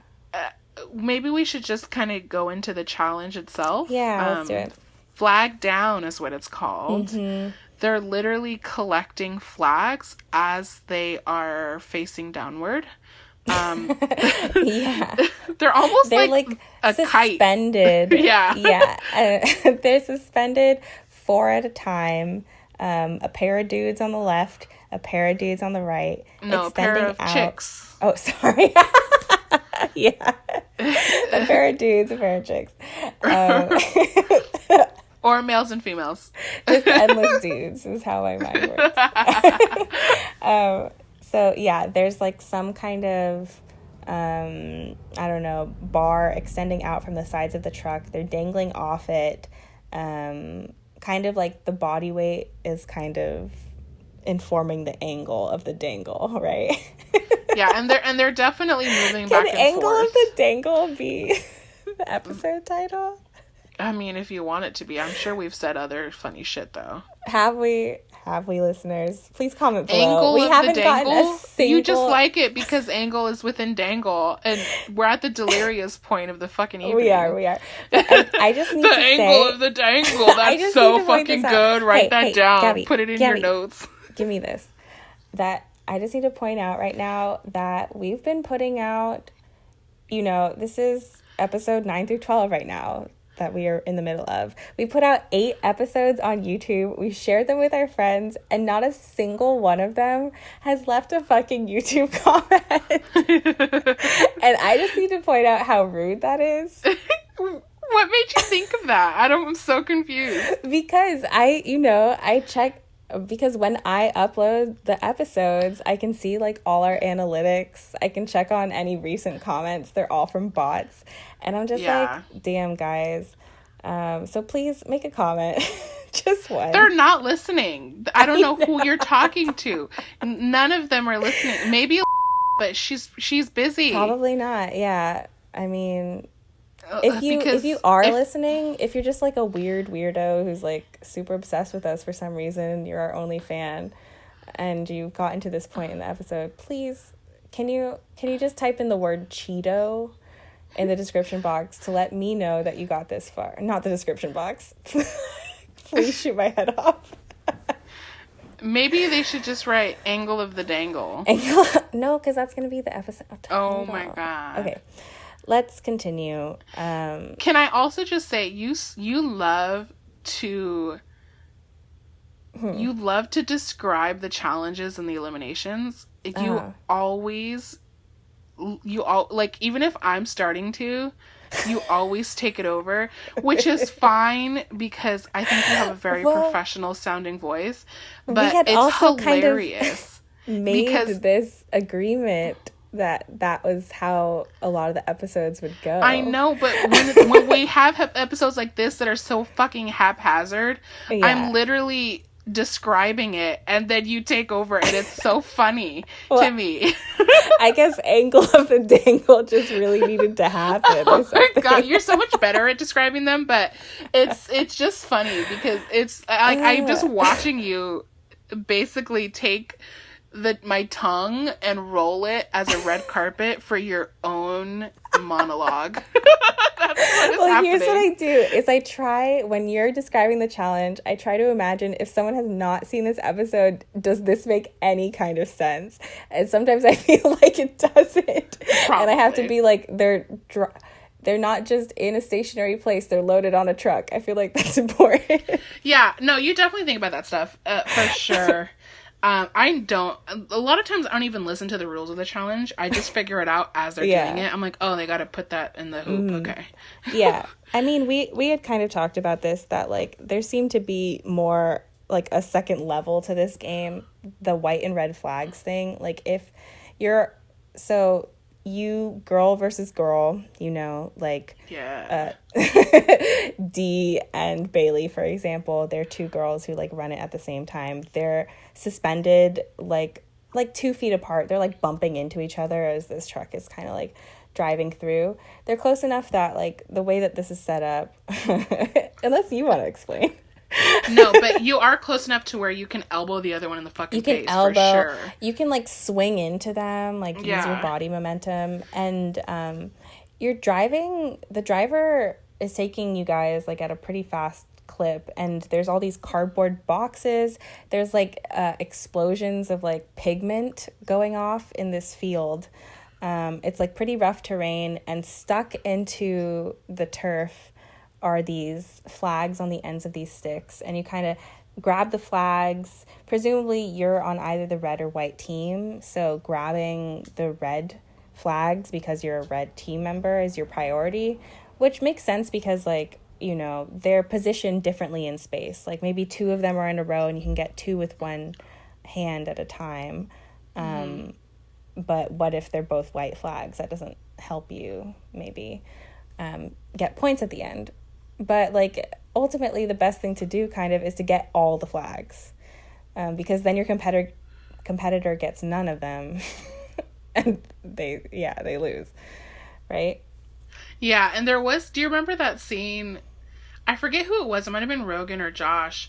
Like, it was like we blinked and all of a sudden they had like this bouquet of fucking flags in their hand. Yeah. It was like, when did that happen? So one strategy is that you can hold on to all these flags on sticks, which is easier to hold on to. But they do give you this little like bag, like a little satchel to tear the flags off the poles and stuff them in. So that's how you hold on to it. It seems to like be a pretty long game and you need to like do a lot of flags. Anyway, the point was though, like the most significant thing is that a lot of people help their partner, right? So even though they're on different teams, they collect flags together and just give them to one person. Right? Based on whether you wanted them, like, Rogan gives his to Kyle. Kyle doesn't have a red skull. Rogan also wants his hands clean because it's a female elimination day. Yeah. He doesn't want to be on the tribunal. Nani and Jenny work together. Jenny has a red skull. She gives all of hers to Nani. Exactly. Fessy and Nelson work together. So this happens a lot in challenges. You work together all the time. Yeah, like it happened with the foam party one. Exactly. It's a thing. But for some fucking reason, this time, TJ was like, you guys are disqualified. Fuck you. Yeah. So, I mean, it's not TJ, obviously, it's the producers, but it's just like so random. Yeah. And I wonder if it was because they didn't want certain people winning. There has been rumors in the past of rigging things that way, but who knows why. Yeah. So the winners end up being Josh and Melissa. Yeah, which is cute. It is cute. I mean, it's cute for Melissa. It's not cute for Josh. Josh sucks. Yeah. I remember when we were recapping this to ourselves, like, what happened? We were like, Josh fucking won? What? Yeah. And then they pulled in Bananas. Josh is obviously trying to be best friends with Bananas, and Melissa trusts Bananas at least a little bit because she is an extension of Kyle, who loves Bananas. So that he's a third tribunal member. This seemed like not obvious to me that Bananas would be that choice. Like, you know, Josh and Melissa being paired up. I wonder if they felt pressured to like make a quicker decision than if they had thought it out more. Or do they just both acknowledge that Bananas is, like, basically one of the tactics-wise, one of the strongest players left in the game? It's definitely possible they're looking for a leader.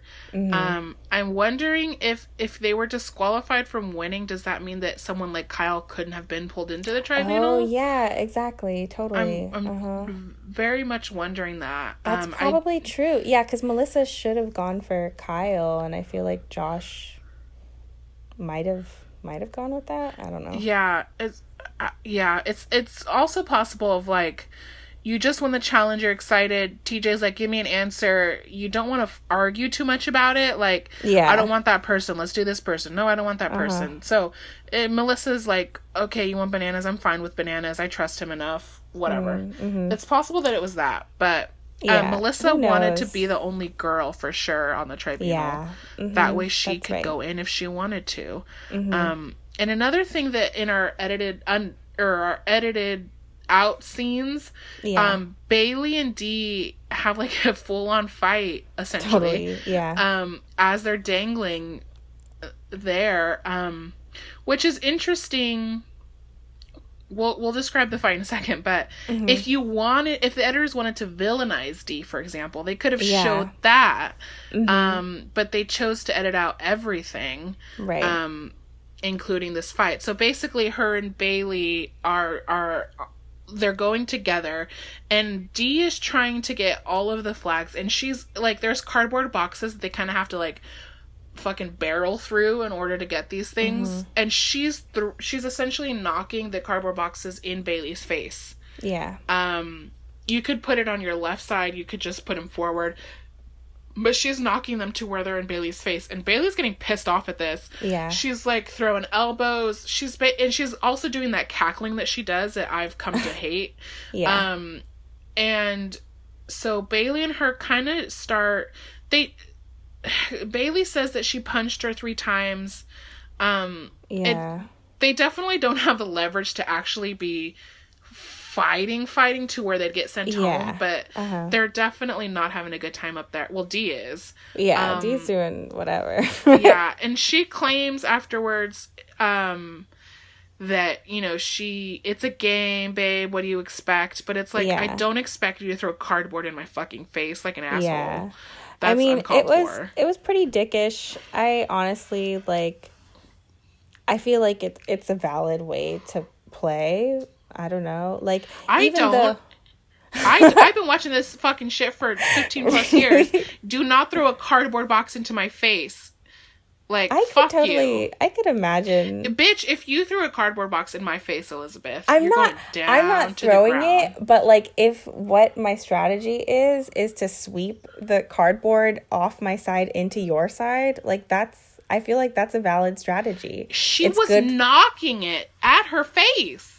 I know, like, the way that she did it was not correct. Like, that was not sportsmanlike. And honestly, like, you know, why is she doing this so severely? Like, she wasn't trying to win, is the point, right? She was basically just trying to fuck with Bailey in a way. Yeah. And, like, Bailey takes it really hard. Like, she's crying afterwards. Like, she's, like, really upset. This was, a deleted scene, right? Yeah. Because this whole fight wasn't shown.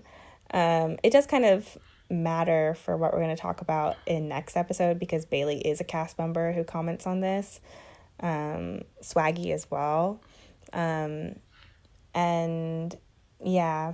I mean, it's significant. It's a significant event in this episode that we didn't get to see. Yeah. Thank God for the Canadians once again. Yeah. Thanks, guys. So next thing that happens is nominations. And Maddie comes out wanting to go in. She's like, this is my week. Fuck all the rest of you. I want to be the house vote. Yeah. And really no one else seems to be campaigning against her. Melissa mentions, like, she's kind of nervous that Maddie's gonna want to go in because she doesn't think she can beat her. Yeah. And then when it comes down to sit and talk about it, Maddie gets voted in without really any contention from anyone else. Yeah. Yeah. So there's, like, a couple choices that the tribunal can make here. Nani is an option. Bailey, of course, Melissa being the only girl on it, kind of has dibs. But kind of critically, Melissa, Johnny, and Josh, who are at tribunal, kind of agree that Melissa should burn on Dee, right? We're still at a point where a lot of the girls don't want to go in right now, and so, like, putting someone's name up can be hurting your game if you're allied with that person in any way or have been playing a neutral game against them.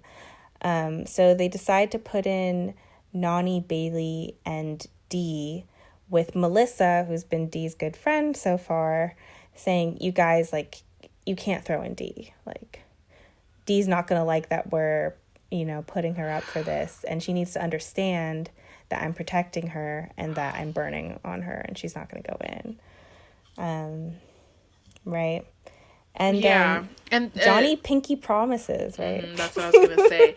Melissa straight up makes him pinky promise. Yep. And then she looks at Josh, who they do seem to have a friendship ish, and she's like, you're not gonna throw Dee in, and he's basically like, okay.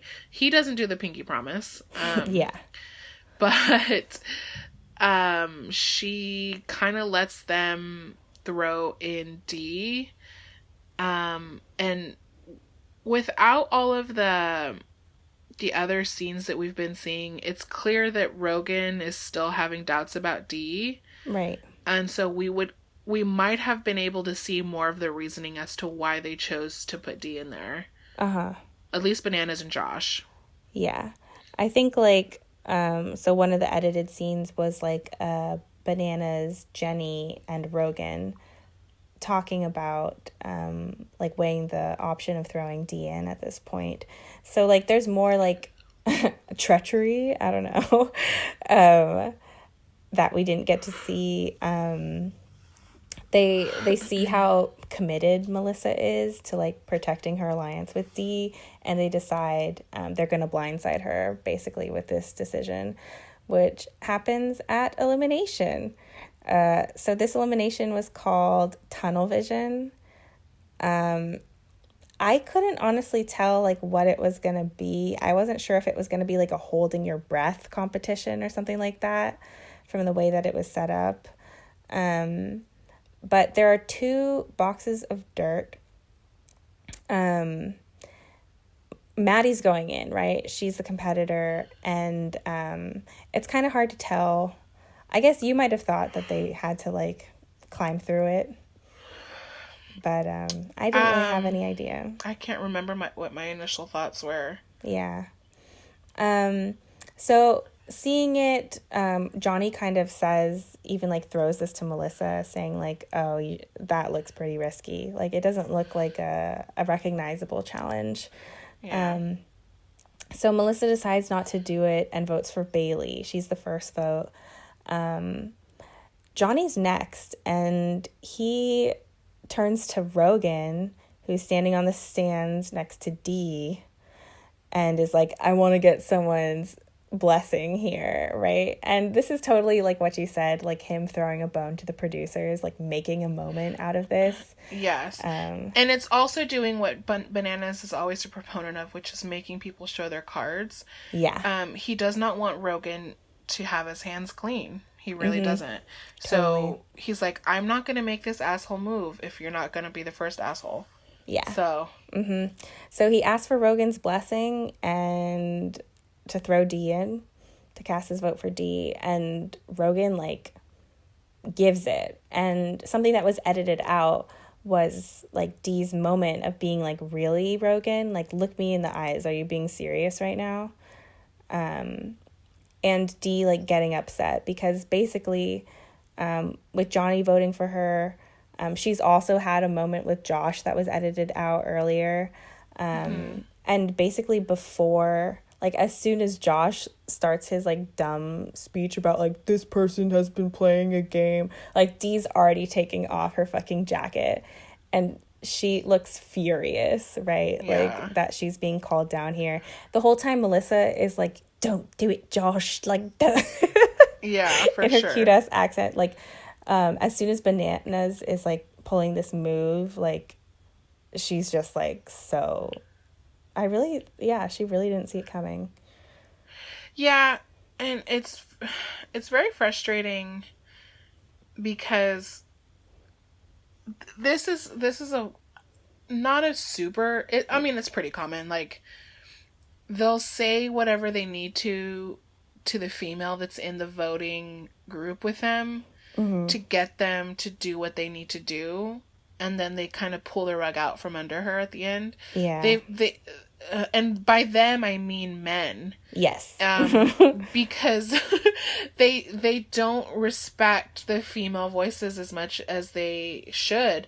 They don't give them equal weight. They don't think that they can rationalize through the decisions they're trying to make.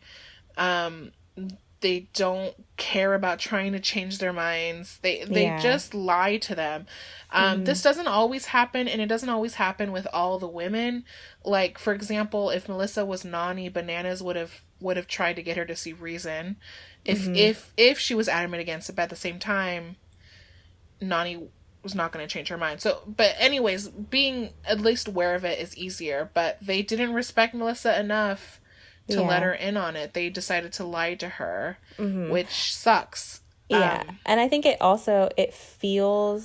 probably feels like they don't see you as like someone to worry about, that the consequences of not just like hurting your feelings, which makes you a dick enough, but also like going against your word and breaking trust with someone aren't going to be that huge for them, because maybe they're dudes and they're bigger than you, and that's just like how it's going to work. Like, you're not going to beat me, honey, sort of thing. Right, absolutely. Yeah, it does suck. I really do feel for Melissa here.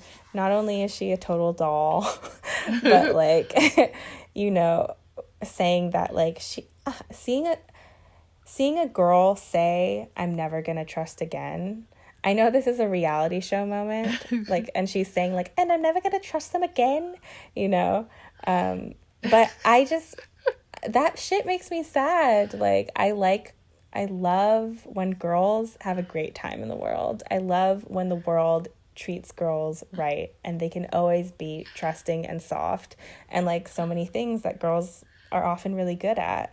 And yeah, every time that, you know, a fairy loses her wings, like in this moment, makes me sad.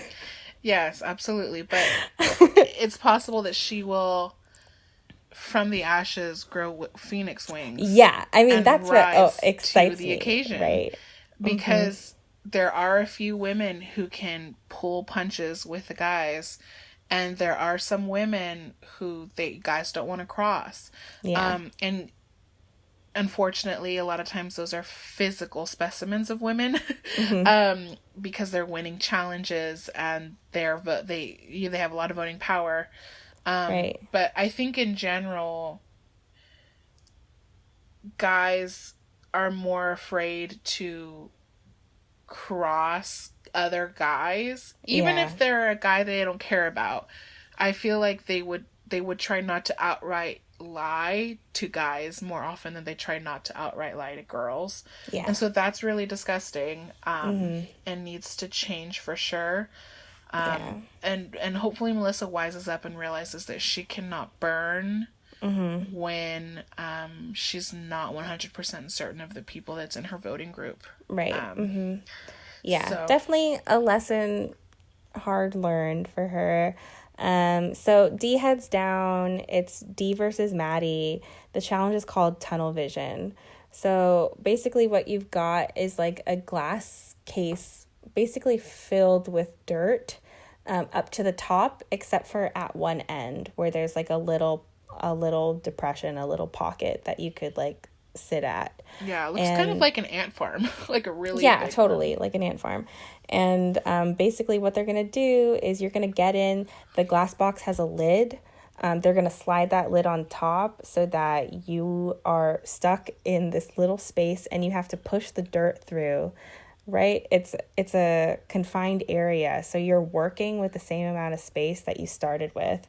And like basically the more effort you put in at preserving that amount of space as you move through the tunnel means that you're going to take longer. So basically by the end, both of these girls are like being squeezed because they haven't given themselves enough room, and they're like pushing dirt against dirt to try and get the fuck out of this thing. And that would be so fucking claustrophobic. Claustrophobic and stressful. And even if you think about, I'm out, I'm done, I'm quitting, there's no space for you to tap on that glass and be like, let me the fuck out. Like, you are trapped. Like, this is an elimination. I'd be like, fuck, I don't want to do this at all. I do wonder like what kind of safety things they put in before running this, because this is like actually a dangerous kind of challenge. So once you get through your dirt tunnel, you have to like break the fuck out at the other end and then dash over to a bell that you ring, and that's who wins.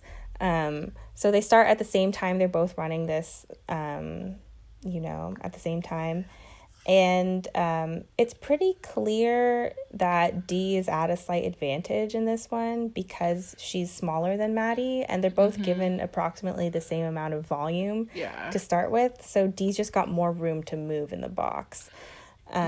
Maddie's really tall. Yeah, she's hella tall. She might even be like 6 feet, right? Yeah. Like maybe even more than that. Dee, they're both like thick-thighed, lovely women. Yeah. But Dee might be like 5 foot or something. Yeah. There's a big size difference. Yeah, there's lengthwise, there's a big difference between the two. Yeah, I mean, in some ways you could think that like maybe that could be an asset to Maddie in that she can push dirt from point A to point B and it's going to be further because her arms are longer. Right. But it doesn't end up helping her. And you see that like Dee is kind of going along at a pretty fast, like enraged clip. I can't remember, like someone is saying like she's going to bust the fuck out of there and like kill Rogan, right? Yeah. Like that's what it looks like watching her play this. But there's a kind of a scary moment where like maybe 3/4 of the way through the dirt, Dee just like stops moving for a bit. And like, especially because in the stands you're quite far away, you can't tell if that person is like breathing or like what's going on exactly. I think there was like a confessional of Dee talking about that moment that was also cut out, which just makes the TV like worse, right? They should have left that the fuck in, like. But Dee ends up like overcoming it and like bursts her way through the end. It's not really close and like slams that bell and slams it with ferocity. Boom. Yeah, with hellfire. Hell hath no fury, man. Yeah, so I loved this elimination. I mean, it was cruel. I don't think it was a nice thing. But like they were both, fighting for that, and like it was one that it really gripped me. I could imagine myself doing it way more than a lot of the other challenges and eliminations. It just felt so like tactile to me. And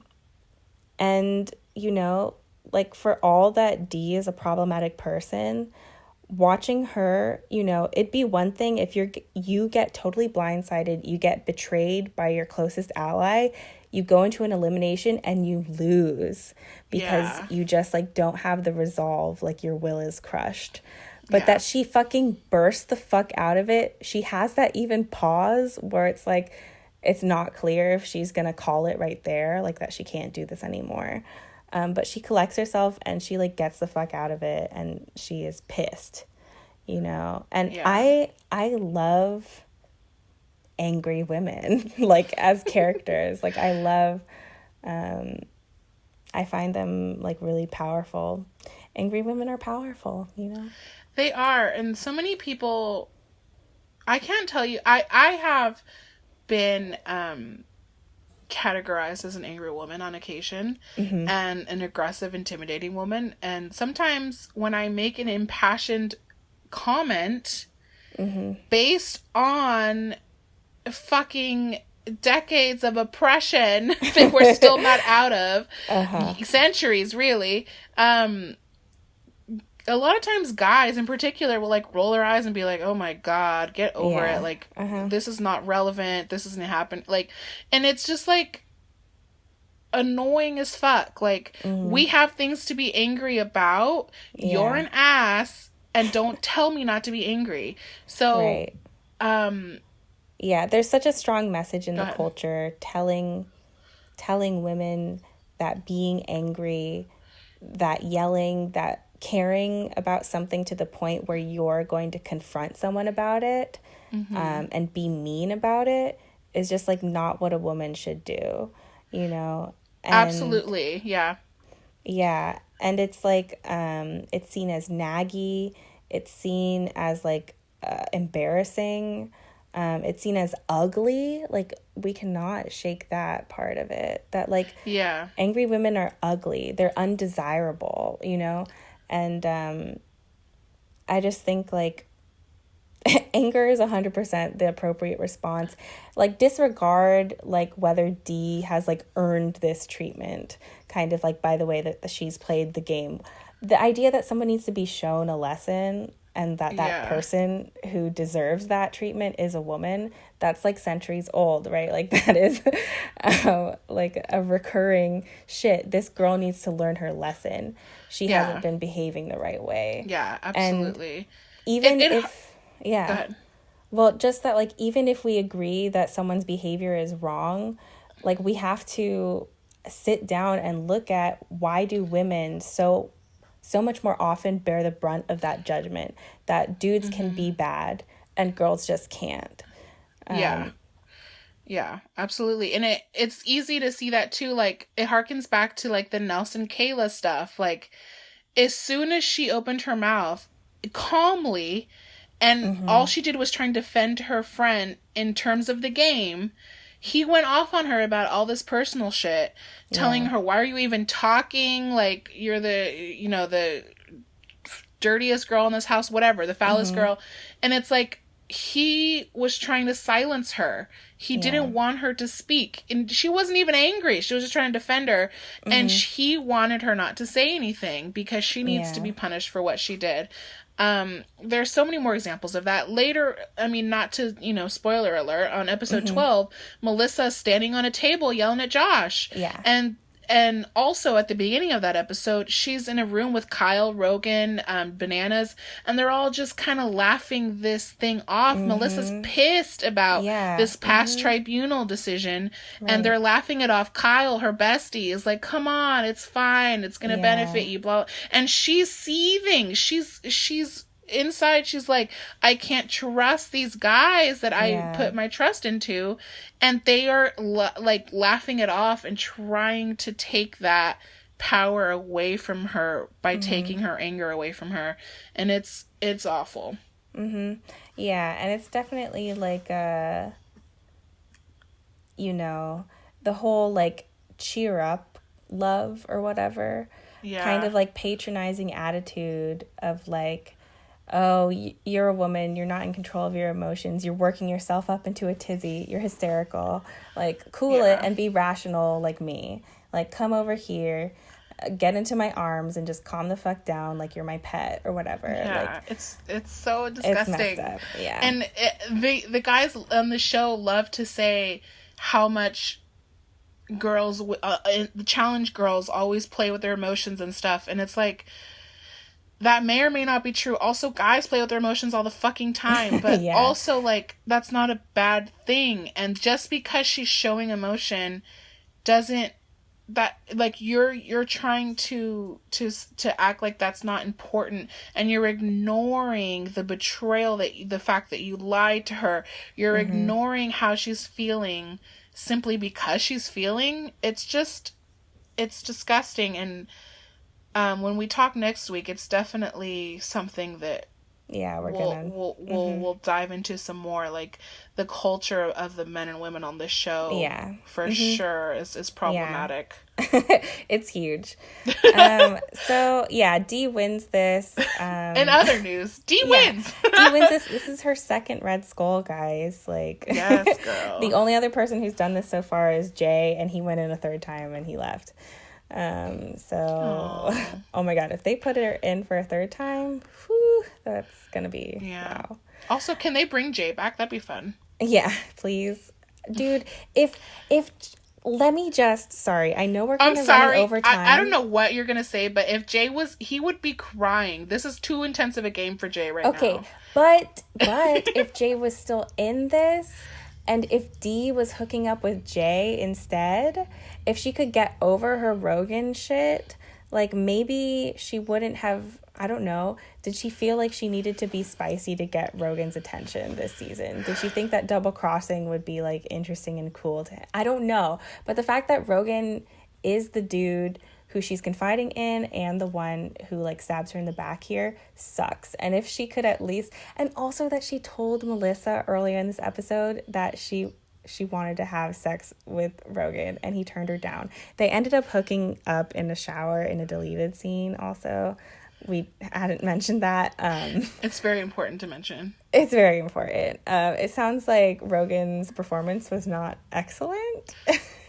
It was a 3 clapping out for sure. It was a 3 clap kind of moment there. So, as according to Anissa, of course. Yeah, I hope we're just the tea spillers. Yeah, that's it. Mm-hmm. For the tea talkers. But yeah, if Jay was around, maybe none of this would have happened. No, because the second elimination, Dee's like, sorry, Jay, I'm voting for you. I know, but do you really want Jay to there could have been some growth to canoodle with this girl who just threw him to the wolves? What if they had turned it around? What if it had been some nice healing moment where Dee is like, actually, I'm gonna own being exactly who I am this season, and maybe that is a person who is not this scheming, like, insecure person that she comes off as. I feel like you're turning this segment into a fanfic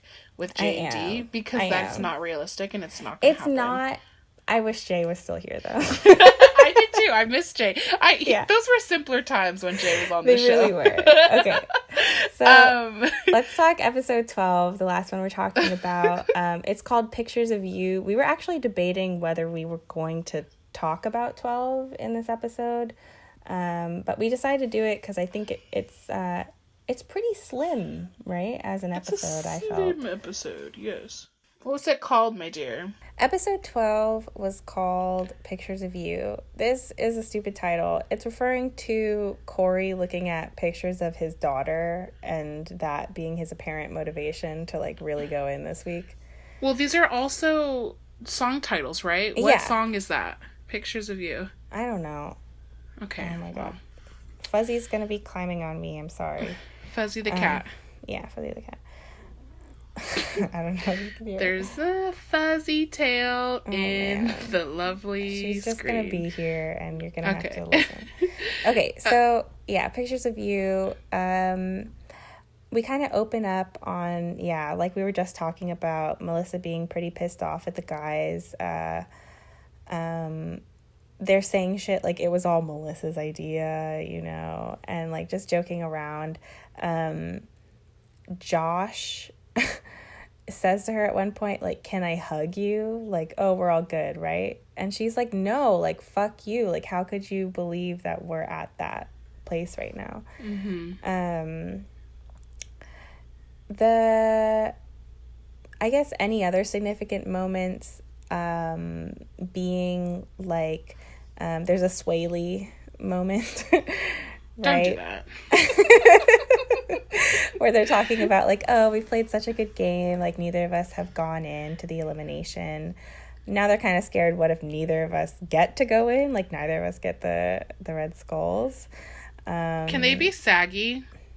Saggy? Yeah. But that's just swaggy without a W. Oh, that's true. Oh, no, baggy. Sorry, baggy. Okay. Baggy, I guess. But Swaley feels more official. Yeah, but baggy is more like... It's fine. So, yeah. They're setting up some politicking going on. Josh, for some reason, is setting up that he, like, doesn't want to go in. He really wants to be on tribunal. He never, like, wants to be, like, a tribunal nominee or a house vote. Yeah, because he's like, you lose all your power. But Fessy's advising him, Fessy being someone who already has a red skull, like, fucking, like, what are you waiting for? Like, we're getting to the end of this. And that's kind of the feeling, like, Kyle's totally changed his tune about wanting to go in this episode, like, by this point. So it makes it a pretty motivated challenge, which I think we should get into. This is kind of it opens up with a TJ can't be driving the tank part 2 moment. He bursts onto the field riding on the top of this tank, like crushing some bullshit, thinking that he's, like, very cool. But is TJ driving the tank? Maybe it's time we ask ourselves this. like, why the tank operator would have his head sticking out of the tank and that being a good idea. Yeah, I mean, he's just a reckless tank driver. It's so much. Anyway, so this fucking challenge is called Tanks a Lot. Yes. Really A+ pun there. Do you want to say the rules? No. Okay. I'll do it. So you're so good at it, and you're gonna steal my thunder anyway. So go ahead, Elizabeth. I'm doing it. There's 5 teams of 3. All the teams participate in stage 1, which is in teams of 3 running at the same exact time. You need to cross this pretty long field, grassy field, carrying the heaviest junk from this pile of junk.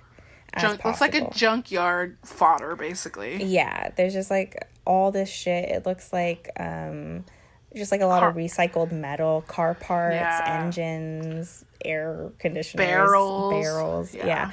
We see some props that we've seen before, like the barrels and the like big wooden boxes that they had to carry in like episode 2 or something. There's some familiar props in that pile. They're just like, we can just use these in a later challenge. It's fine. Exactly. Recycling, sustainability, we stand. So they need to, as a team, in whatever way they'd like to, bring the junk from one end into the bin.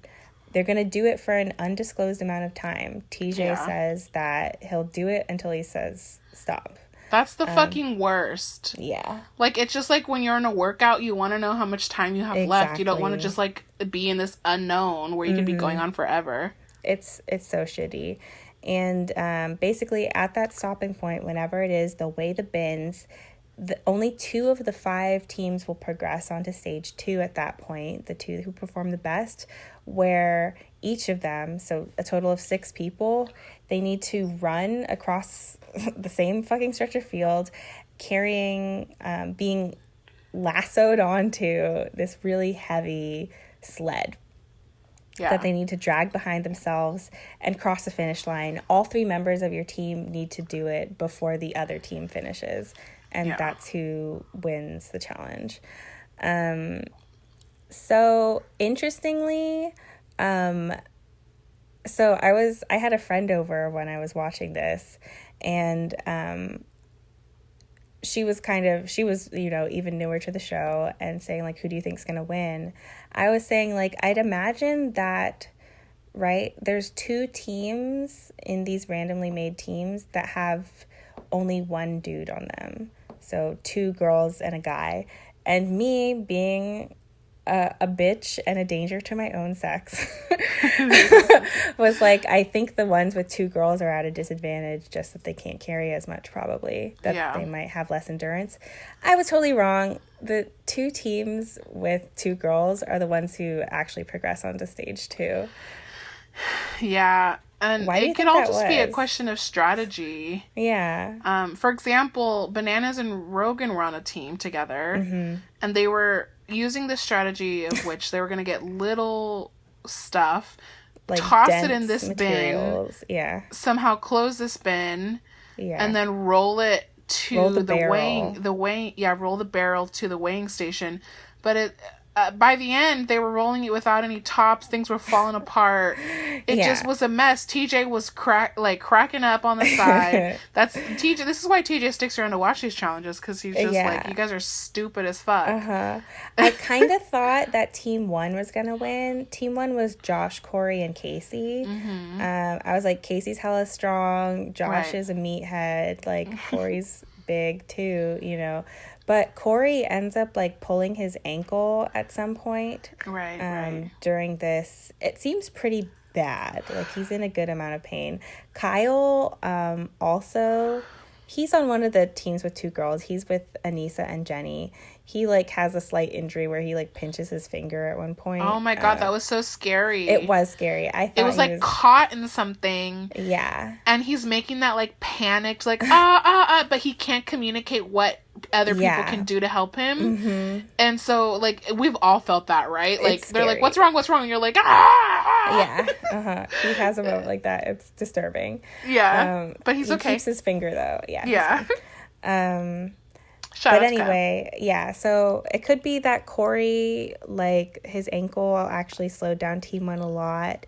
Team 5, which was the other one that went to stage 2, that was Fessy, Bailey, and Dee. Apparently, Fessy was, like, doing the most during this one.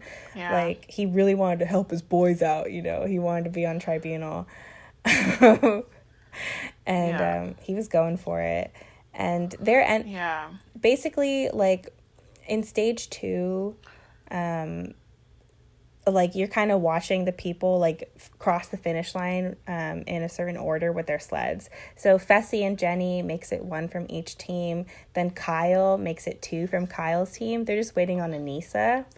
But Anissa seems like she's struggling, and Bailey ends up crossing the finish line. So now it's just Anissa and Dee left. And so... it ends up, like, being, like, a race between the two of them. They're trying to do this, like, forced perspective where you can't see who's winning. But from, like, a straight-on angle, it's pretty clear that Dee is, like, getting this. That Anissa's, like, really having a hard time. Yeah. It's not that Anissa's not strong. She says at one point in her confessional, you know, I really don't think these girls I'm going against have stronger legs than I do, which is probably true. They all have really strong quads, it looks like, but I think really it's just a question of endurance. They've been carrying heavy shit for a long time. She's dragging this thing, and she doesn't have another setting to put on. She can't kick it up a notch. She's still moving. She doesn't give up, but she cannot increase her speed.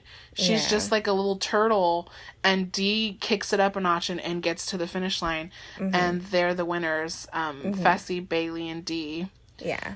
And it's sad. It's very sad, because I definitely wanted Anissa, Kyle, and Jenny to win, because they're kind of the good guys in this in the narrative. They're good guys.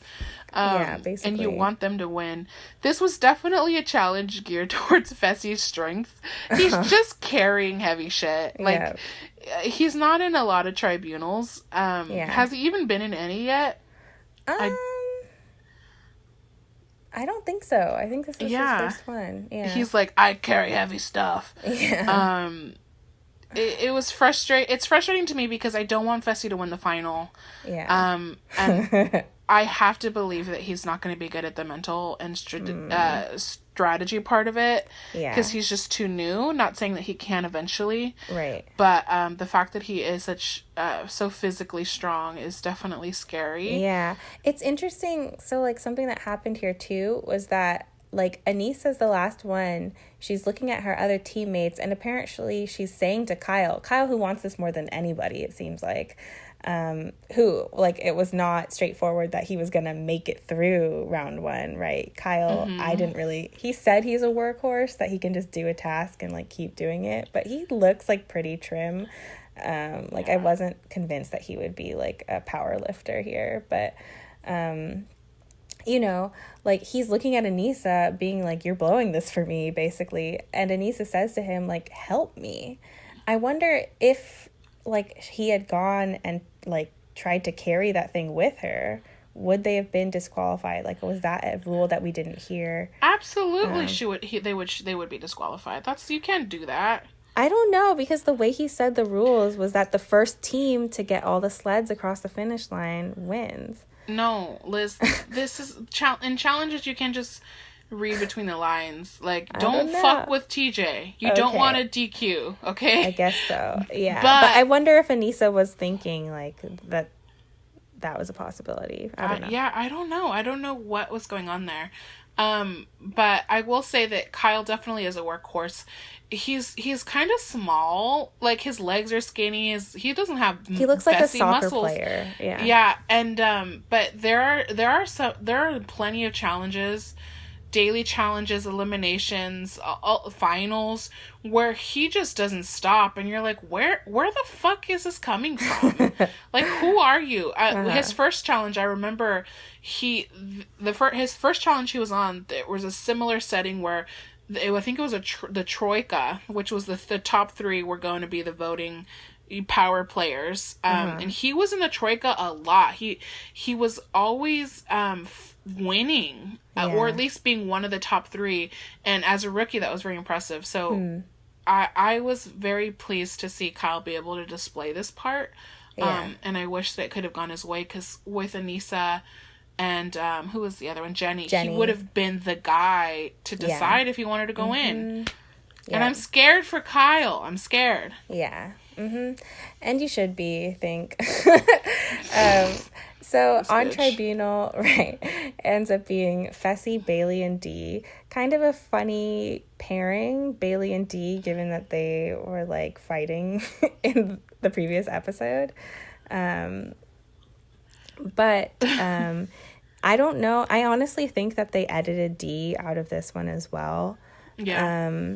Even though the runtime was not affected, it was still like an hour and 5 minutes long thing. I think that's just because they had more time to edit it compared to episode 11, where they just like made rude cuts and cut it down 15 minutes. I think they had footage that they could like swap in instead for this one. So I don't think we'll get to see what the original edit of episode 12 or any of the episodes from here on out will be, which is, I don't know. I'm pretty disappointed with that, honestly. The winners, Fessy, Dee, and Bailey, they form the tribunal, and they're tasked with nominating 3 dudes, and the house, of course, picks 1 dude. So this is Fessy's first win, right? And he seems to have alliances with a lot of the dudes who are left. So it is kind of a question of like who he is going to give the opportunity to, given that he already has a Red Skull. So to get the house vote, there's a bit of like a kerfuffle, let's say, where Kyle really wants it, but Corey also wants it. And like we mentioned at the top, like, this is pictures of you. This is Corey motivating us because he's got a daughter at home, and he's got a pregnant girlfriend, and blah, blah, blah. Yeah. I was like, okay. I mean, we love Ryder. She's adorable. Yeah. But, yeah, we don't need a dad storyline. No, we do not. Kyle was saying, like, you're more likely to get the tribunal vote because you have friends on there. Like, I need the house vote. But it ends up being they're both campaigning. And, you know, funnily enough, Josh is not campaigning, even though he also doesn't have a Red Skull at this point. He kind of should be, is what everyone thinks. But I'm kind of fine with Josh not campaigning. I would love it. I would love nothing more than if Josh gets cut just because he doesn't have a Red Skull. Yeah, that would be funny. However, I think that if Josh would have campaigned, it might have split some of Corey's votes. Yeah, that's true. I could see Nani voting for Josh. I could see Casey voting for Josh. So Kyle might have came out with it in the end. So that's definitely, that would have been interesting. Yeah, something to consider for sure.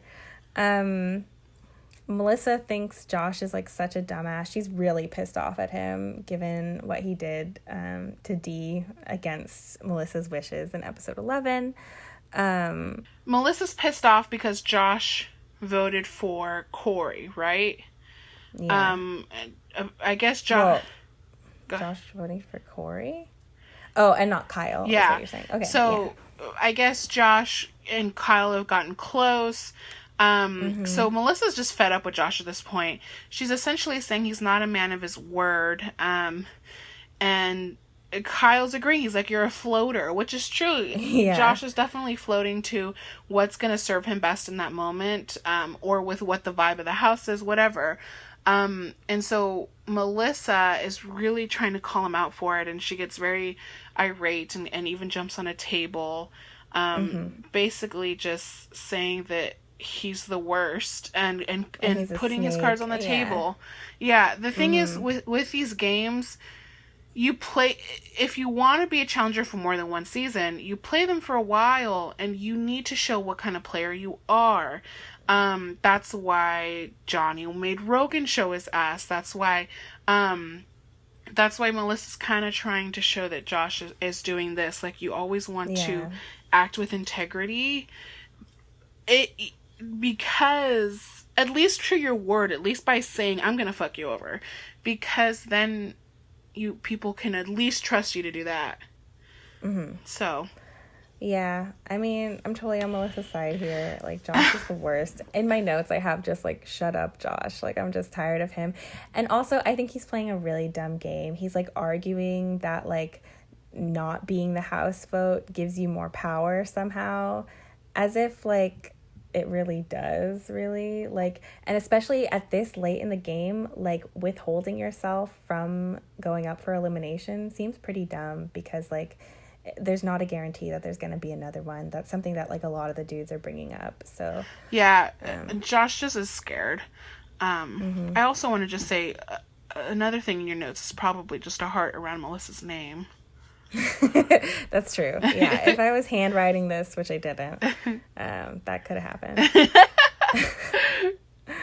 So yeah, so it ends up being not super close. I think the votes are split something like 8-4. Oh yeah, 8 and 4. Okay. Yeah, I never know how many people are still on this show. It's a lot. It's so many. Yeah. There's 12 people in the house vote, and then there's 3 on the other side. So Kyle doesn't get to go in, which is a bummer. Yeah. But anyways, the tribunal has to nominate 3 people now. Yeah. And here's a place where I definitely think they edited out and swapped out a lot of D scenes, because D is on this tribunal. It would have made total sense. Like, she's coming off of, like, she's on the warpath in theory, the way they set it up last episode, even with the edits. Like, she has every right to throw Rogan in, right? Like, fuck Rogan, do what he did to her last week. And there's no even discussion of that anywhere in this episode, of if that's on her mind at all. You know, it doesn't honestly seem like it was strongly on her mind, given that, like, the tribunal doesn't nominate Rogan, right? Okay, so Swaggy and Josh and Kyle. Yeah, Swaggy, Josh, and Kyle. Oh, wait. Oh, are the tribunal nominees. Yes, sorry. The tribunal nominees. Yeah, it's getting late, guys. We're trying. So, right, Swaggy makes sense because Bailey's on tribunal. She, like, has some picking power for if she thinks... I think she has more confidence in him than he has in himself, right? For He's more comfortable with, like... I don't even know. I guess a puzzle. Yeah, they're all gun shy. Like... Yeah. You're not going to be able to get, like, something that was made for you. So just go in and fucking do it. Yeah, exactly. I think that's Bailey's attitude as well. Josh doesn't... He's like, I want to make the decision when I'm up there. Like, as if it's a given that you're going to have that opportunity to have that influence. Like, it's so stupid.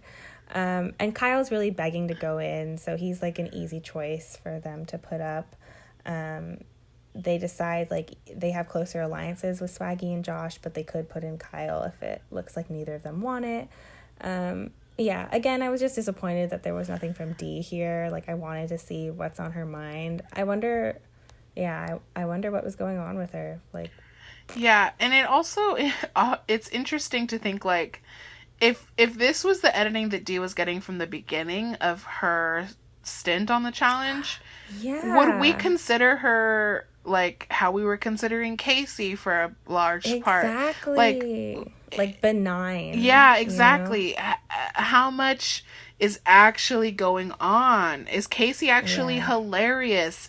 Is she a political mastermind behind all of the moves being made and we don't see it? Like, is she, like, weirdly unlikable? Yeah. Has she made some stupid ass comment? We don't know. And it's like, has she been hooking up with Nani and they don't want to show it? Of course she hasn't, because they would show it. But, like, the editing is so powerful in reality shows, and I understand that that's kind of why MTV wanted to make to put forth an action through editing, because it is so powerful, and they're acknowledging that.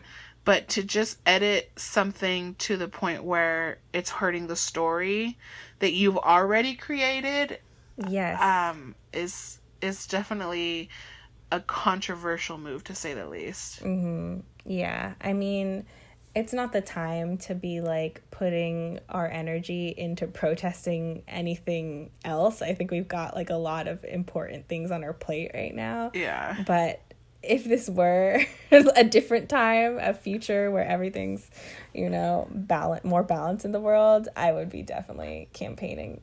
Like, MTV, stop censoring your bullshit.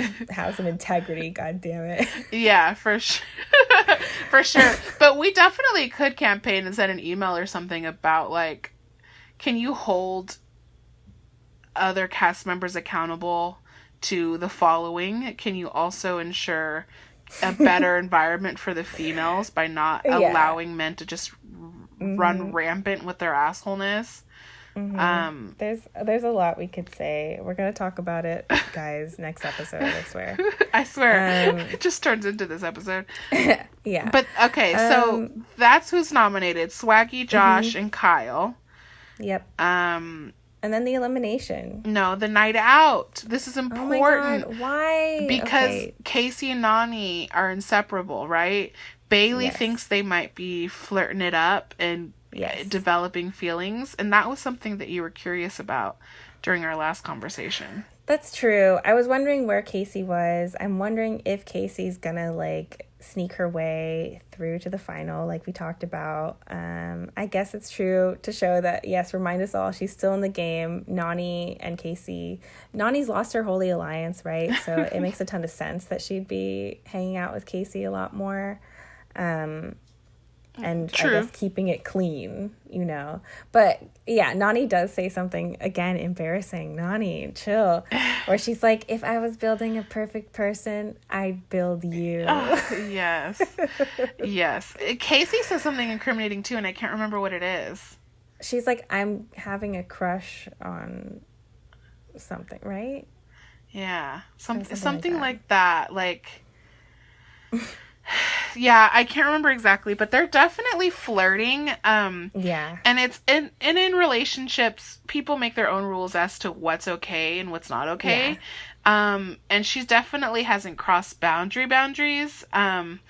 So she might have some explaining to do, but she might still be okay in her relationship when she comes home.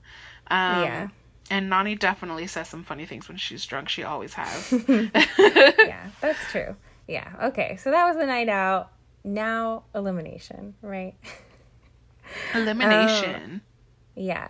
So they walk out into purgatory, and what you see is, like, basically the resolution I was watching at. I just saw that it was a container with some lights on the top. But if you're walking past it, you can actually see there's these, like, red buttons kind of on the left and right ends of the long side of the container. There's two sides of it. So it looks, I mean, I wasn't sure if they were going to go inside the container. Like, it seems like it was something where maybe you're going to have to dash, maybe you're going to have to light up these lights, right? Yeah, I wasn't even thinking about the lights, honestly. I was thinking that they were going to put them inside and they would have to do like a hall brawl kind of thing. Yeah, I thought they could go in. Which was would have been difficult with Corey's ankle because feet and ankles, people underestimate how important those are just for the whole functioning and equilibrium of your fucking body. So to ram into another human being and make it across is not happening if your ankle's fucked. So I'm sure, I bet that Corey was trying to keep the ankle thing on the down low, but he does tell Swaggy, they have a moment in the hallway where he's talking about how he can't feel, he doesn't go out, right? Corey stays home, so he's not exactly hiding it. That he, even though he's the house nominee, he might be at a disadvantage here. But anyway, Fessy he's the first vote. He decides that, like, putting Josh in, it's really between Josh and Swaggy in his head, and putting Josh against Corey would be bad for him, because it's a more even match, he thinks. So he'd piss off everybody. But Swaggy wants to go in. Bailey wants Swaggy to go in, perhaps more importantly. Yeah. And so Fessy and Bailey vote Swaggy. Dee votes Kyle. Like, there could have been some explanation of that was edited out. Yeah, I'm unsure why, because I guess technically she doesn't like Swaggy and Bailey, but like in this kind of thing where it's like two and it's obviously gonna happen anyway, why be a bitch about it? But does she like Kyle? We haven't seen a lot of that relationship. Like, there's just, we have no idea what Dee is thinking. They're dehumanizing her. They're objectifying her. Oh my God. And it's ridiculous. Dehumanized. Yeah. Dehumanized. Oh, okay. Yeah. Wow. Dehumanized. Dee has been dehumanized. Yes. We have no idea what's going on in her stream of consciousness. Nothing. Yeah. It's interesting. I really wish that they would put out some explanation, but maybe we'll just have to like keep on the social media if people are going to be talking about it outside. I don't know if they would break rank like that. Yeah. You and I are not the best at like social media monitoring, but those Redditors are incredible. Yeah, we applaud you. We respect you. We admire you. We use you as our research. You guys need PhDs in reality TV and the challenge. Congratulations. We love you. Yeah. None of you are listening. So so it doesn't matter. Pass that on. If you can. So okay, let's wrap this up, girl. Swaggy's in. The elimination, is called Launch Button. Yes. There's a 40-foot long container. There's buttons on the ends, as we said.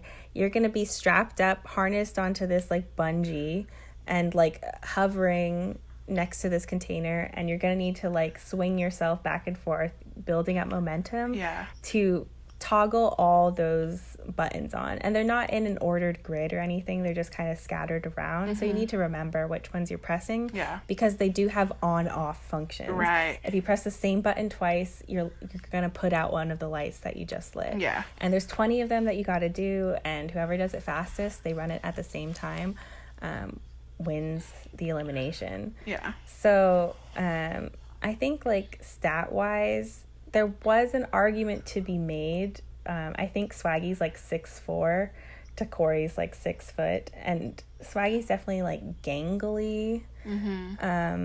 Maybe he could have had long arms that would have helped him, but Corey has way more experience. He also has more weight, which like could be good for momentum. Also, luckily for Corey, I think this isn't a challenge that necessarily relies on that bum foot of his. Yes. He's in the air. That was definitely good.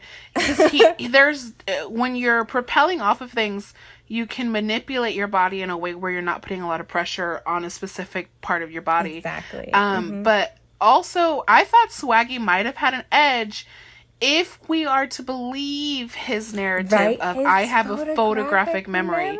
Do you, Swaggy? Are you lying to me? Am I Melissa in this situation? Because I mean, come on. You have one. I understand not being able to meander your way from button to button very well. But at least remember what the fuck button you just pushed. And once they get started, it's Swaggy ends up having the most trouble with the memory aspect of it. I will say also, when they start Bananas, they're both kind of they're both swinging in awkward ways, hitting the barrel or the container. They're not able to get a button for the first few tries. And Bananas is like, it's clear once this gets started that they're both idiots. Yeah. So funny. And it's great. It is funny to watch, and Swaggy remains entertaining for the entire challenge. Like, he keeps losing his fucking speed and like bumping into it, twirling around in circles, like looking like he's like spilling over himself. He's so clumsy. It got embarrassing. I was sad for him.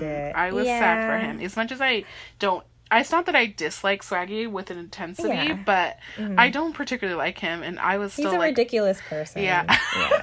He's a ridiculous person. I just, look, if you're going to come out swinging with you have a photographic memory, just show it to us once, please, just one time. But yeah, he kept hitting the barrel, and I don't know if it helped or hindered that he had Bailey cheering for him so intensely. She was very clear. She wasn't panicked. She was saying, no, not that one, the other one. Okay, you turned that one off. Hit it again. She was very clear and everything, but I don't know how much of that was helping Swaggy or hurting him. Right. I'm going to say that I think she was helping as much as she could, but he definitely didn't keep a cool head. I think he might have done better if it wasn't such a high pressure situation for him, I guess, which would also correlate to her not being there. Just that, like, if he, you know, even if he didn't really want to go in and he was voted in, I think the fact that Bailey has such confidence in him can make this moment feel even worse, especially if you see that you're doing worse, which I think, like, he could tell that he was falling behind even though he had the advantage at the start. Absolutely. So, having your girl there watching has got to be the worst. Like, oh, fuck, I'm fucking it up.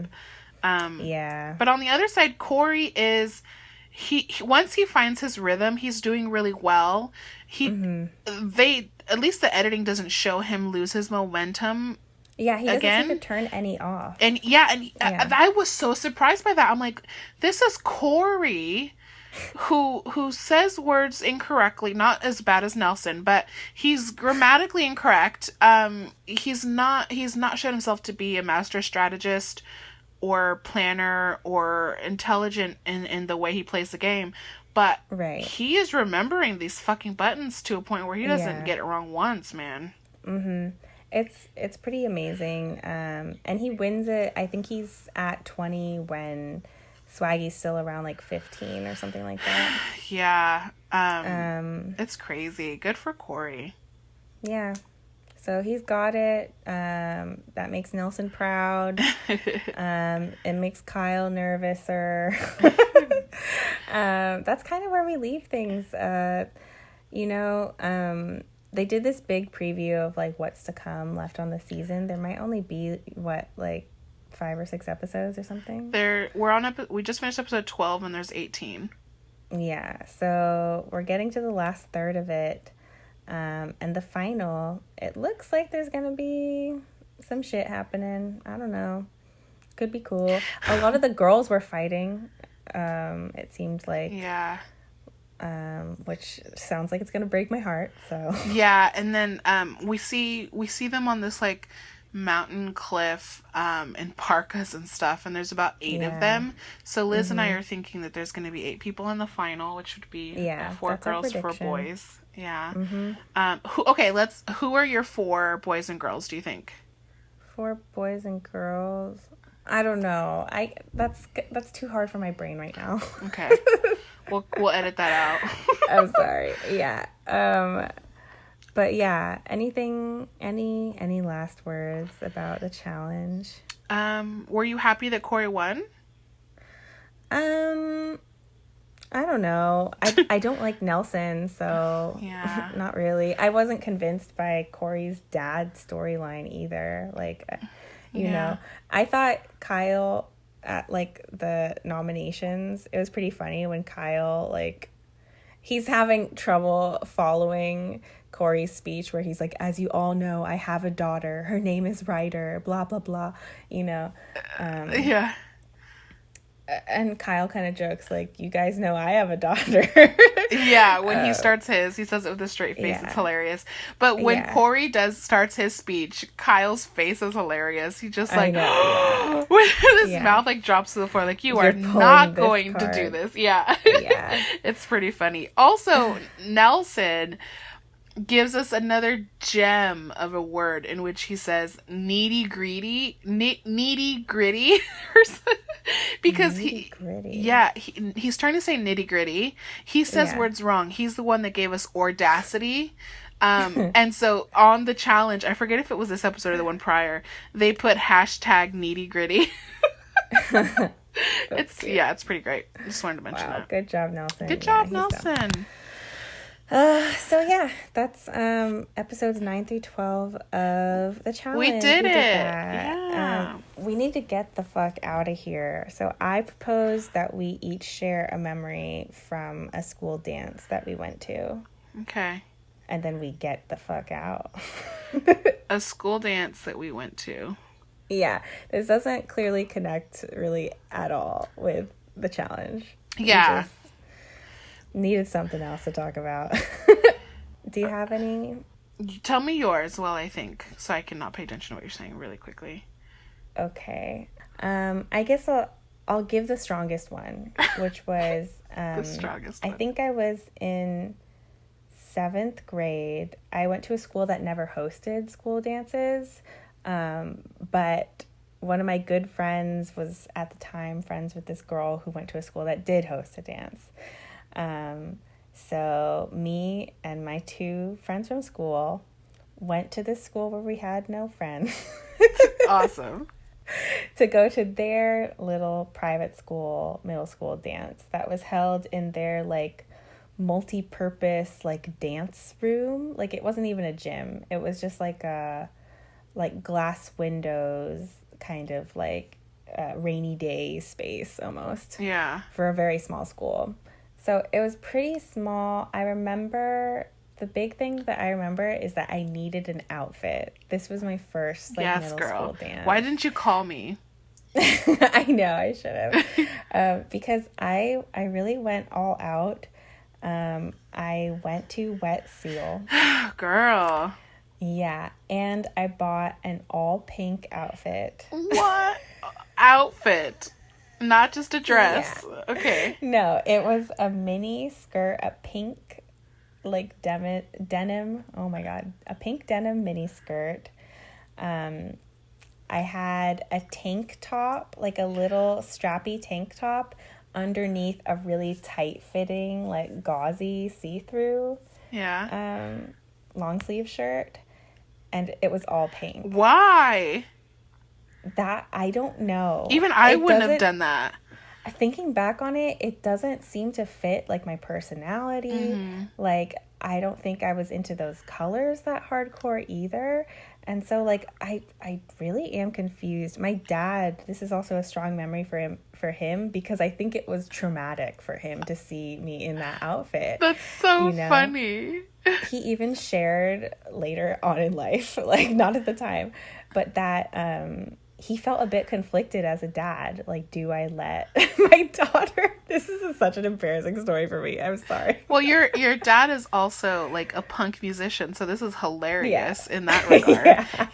His daughter's coming out in an all-pink outfit. He's like, I can't do this. And, like, a slutty one. I was fucking, like, 12. That's when he realized he had a whore as a daughter. Wow. He was, freaked the fuck out. And, like, I think he brought it up to...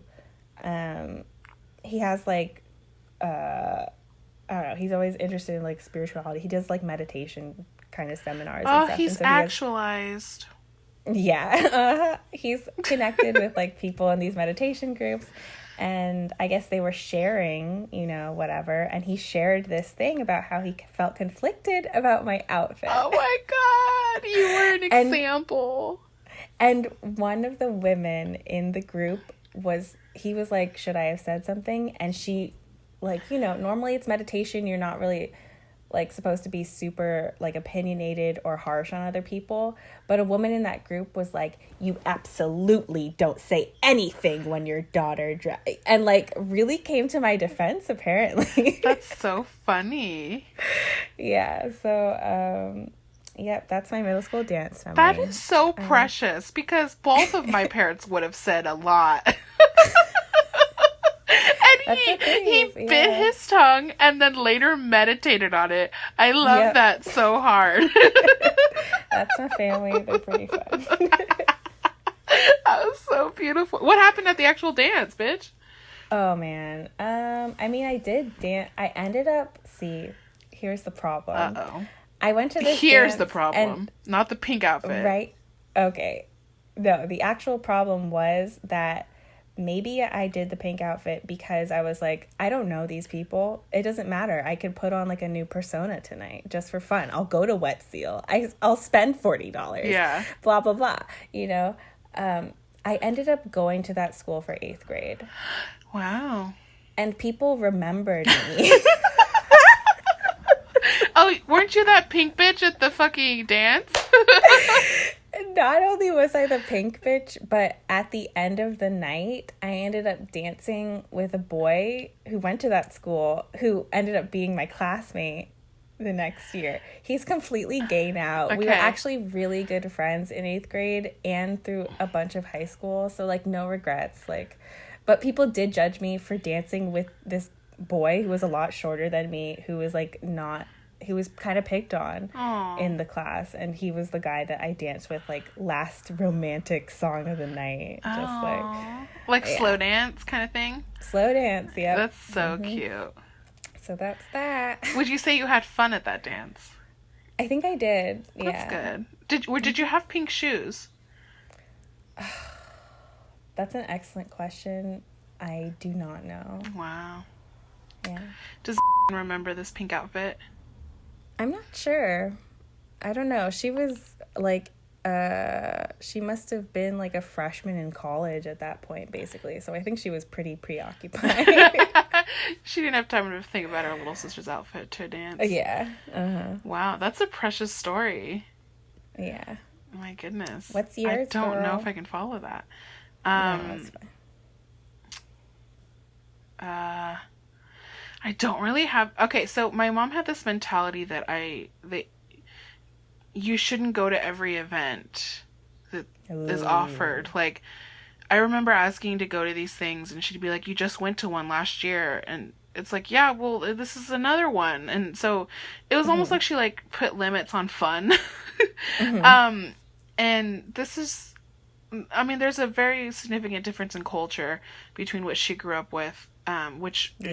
Where she grew up, like, a lot of times families went to these dances as well. Like, totally. So she joked for a long time, like, I'm gonna go to your prom with you. So anyways, the fact that I was able to go to any was because I was in student government, and I had to be on the planning committees and the setup and cleanup crew and everything. So those were kind of my excuses to get away with going to these dances. So I guess one of the most eventful ones was probably my senior prom. I was in this, like, I always think of it as like a Vegas-y type of like casino night outfit. It's black and white.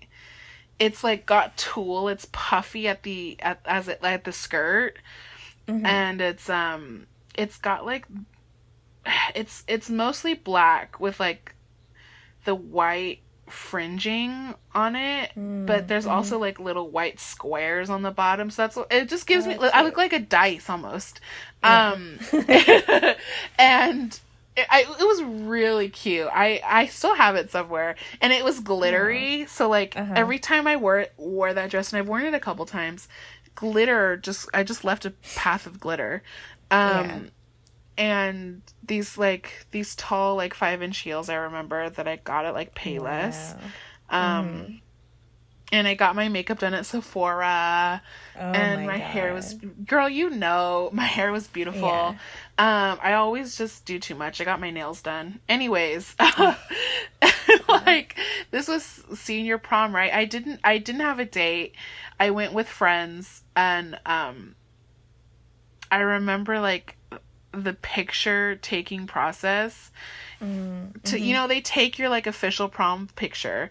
This company was the fucking worst. It took us 2 hours to get our picture taken. 2 fucking hours. And my friend group I was in, there's like 4 of us. Everyone was getting pissed off. We'd been in the line for too long to justify leaving the line. Yeah.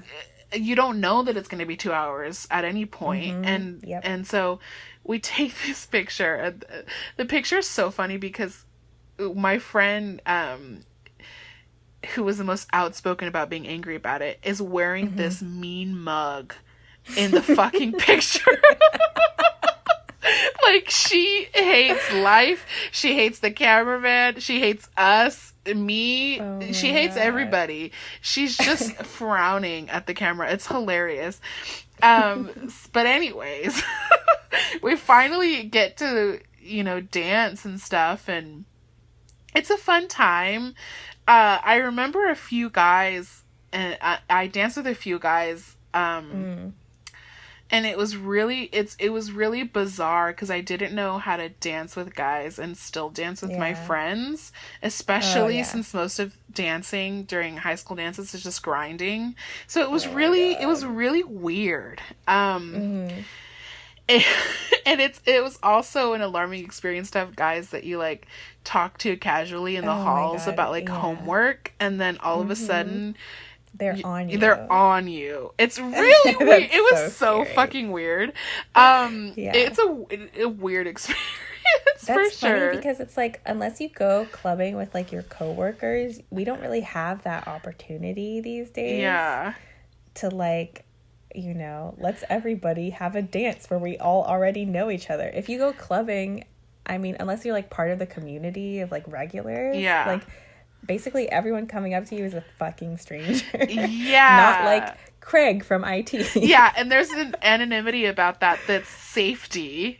Exactly. Because you don't have to look them in the face the next day. Totally. So it was weird, very weird. Yeah. And not a lot happened. I was nominated for prom queen. I did not win. That's amazing, though. Yeah. I didn't know that. Yeah, I was nominated. Oh my god, student government bitch. Yeah, and I can't for the life of me remember who won. I'm trying to think about if it was a friend of mine or if that meant anything at all, but I can't think of it. And that's kind of it. Nothing else happened. No magical moment. There was no crying. Nothing bad happened.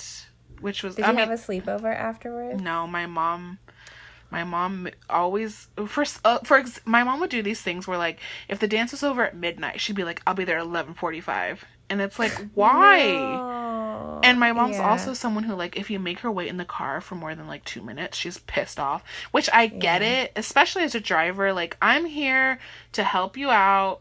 Why are you making me wait? Like, I get that, but I'm a teenager at my senior prom, and you're gonna bitch me out because you wanted to pick me up at 11:45, and I was having trouble saying goodbye to my friend. Like, it's so annoying. Anyways, it's fine. We need to. Here's what we'll do, guys: is we're gonna have a prom night with all the girls. Oh, yeah. It's gonna be really fun. And then we're gonna have that sleepover afterwards. Because that sleepover was the best part of my senior prom. Really? It was like the sleepover afterwards with the girls and having breakfast in the morning with our hair still like ridiculous from the night before. That's so funny. It was so cute. I wasn't allowed to sleep over, even as a high schooler. I wasn't allowed to sleep over at friends' houses and vice versa. So I know growing up Mexican is hard, but we can definitely do that. Even for my birthday is coming up. Yeah. Like, we could totally dress up as if it's a prom.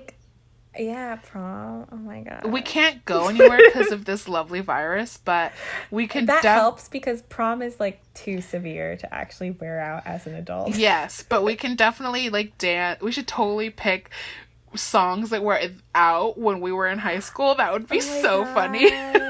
Let's do it. Yeah. Does this mean we're old when we're like, let's have a high school? Oh my god. Yeah, maybe let's rethink this. But can we put Fergalicious on there though? Fergalicious definition. For sure.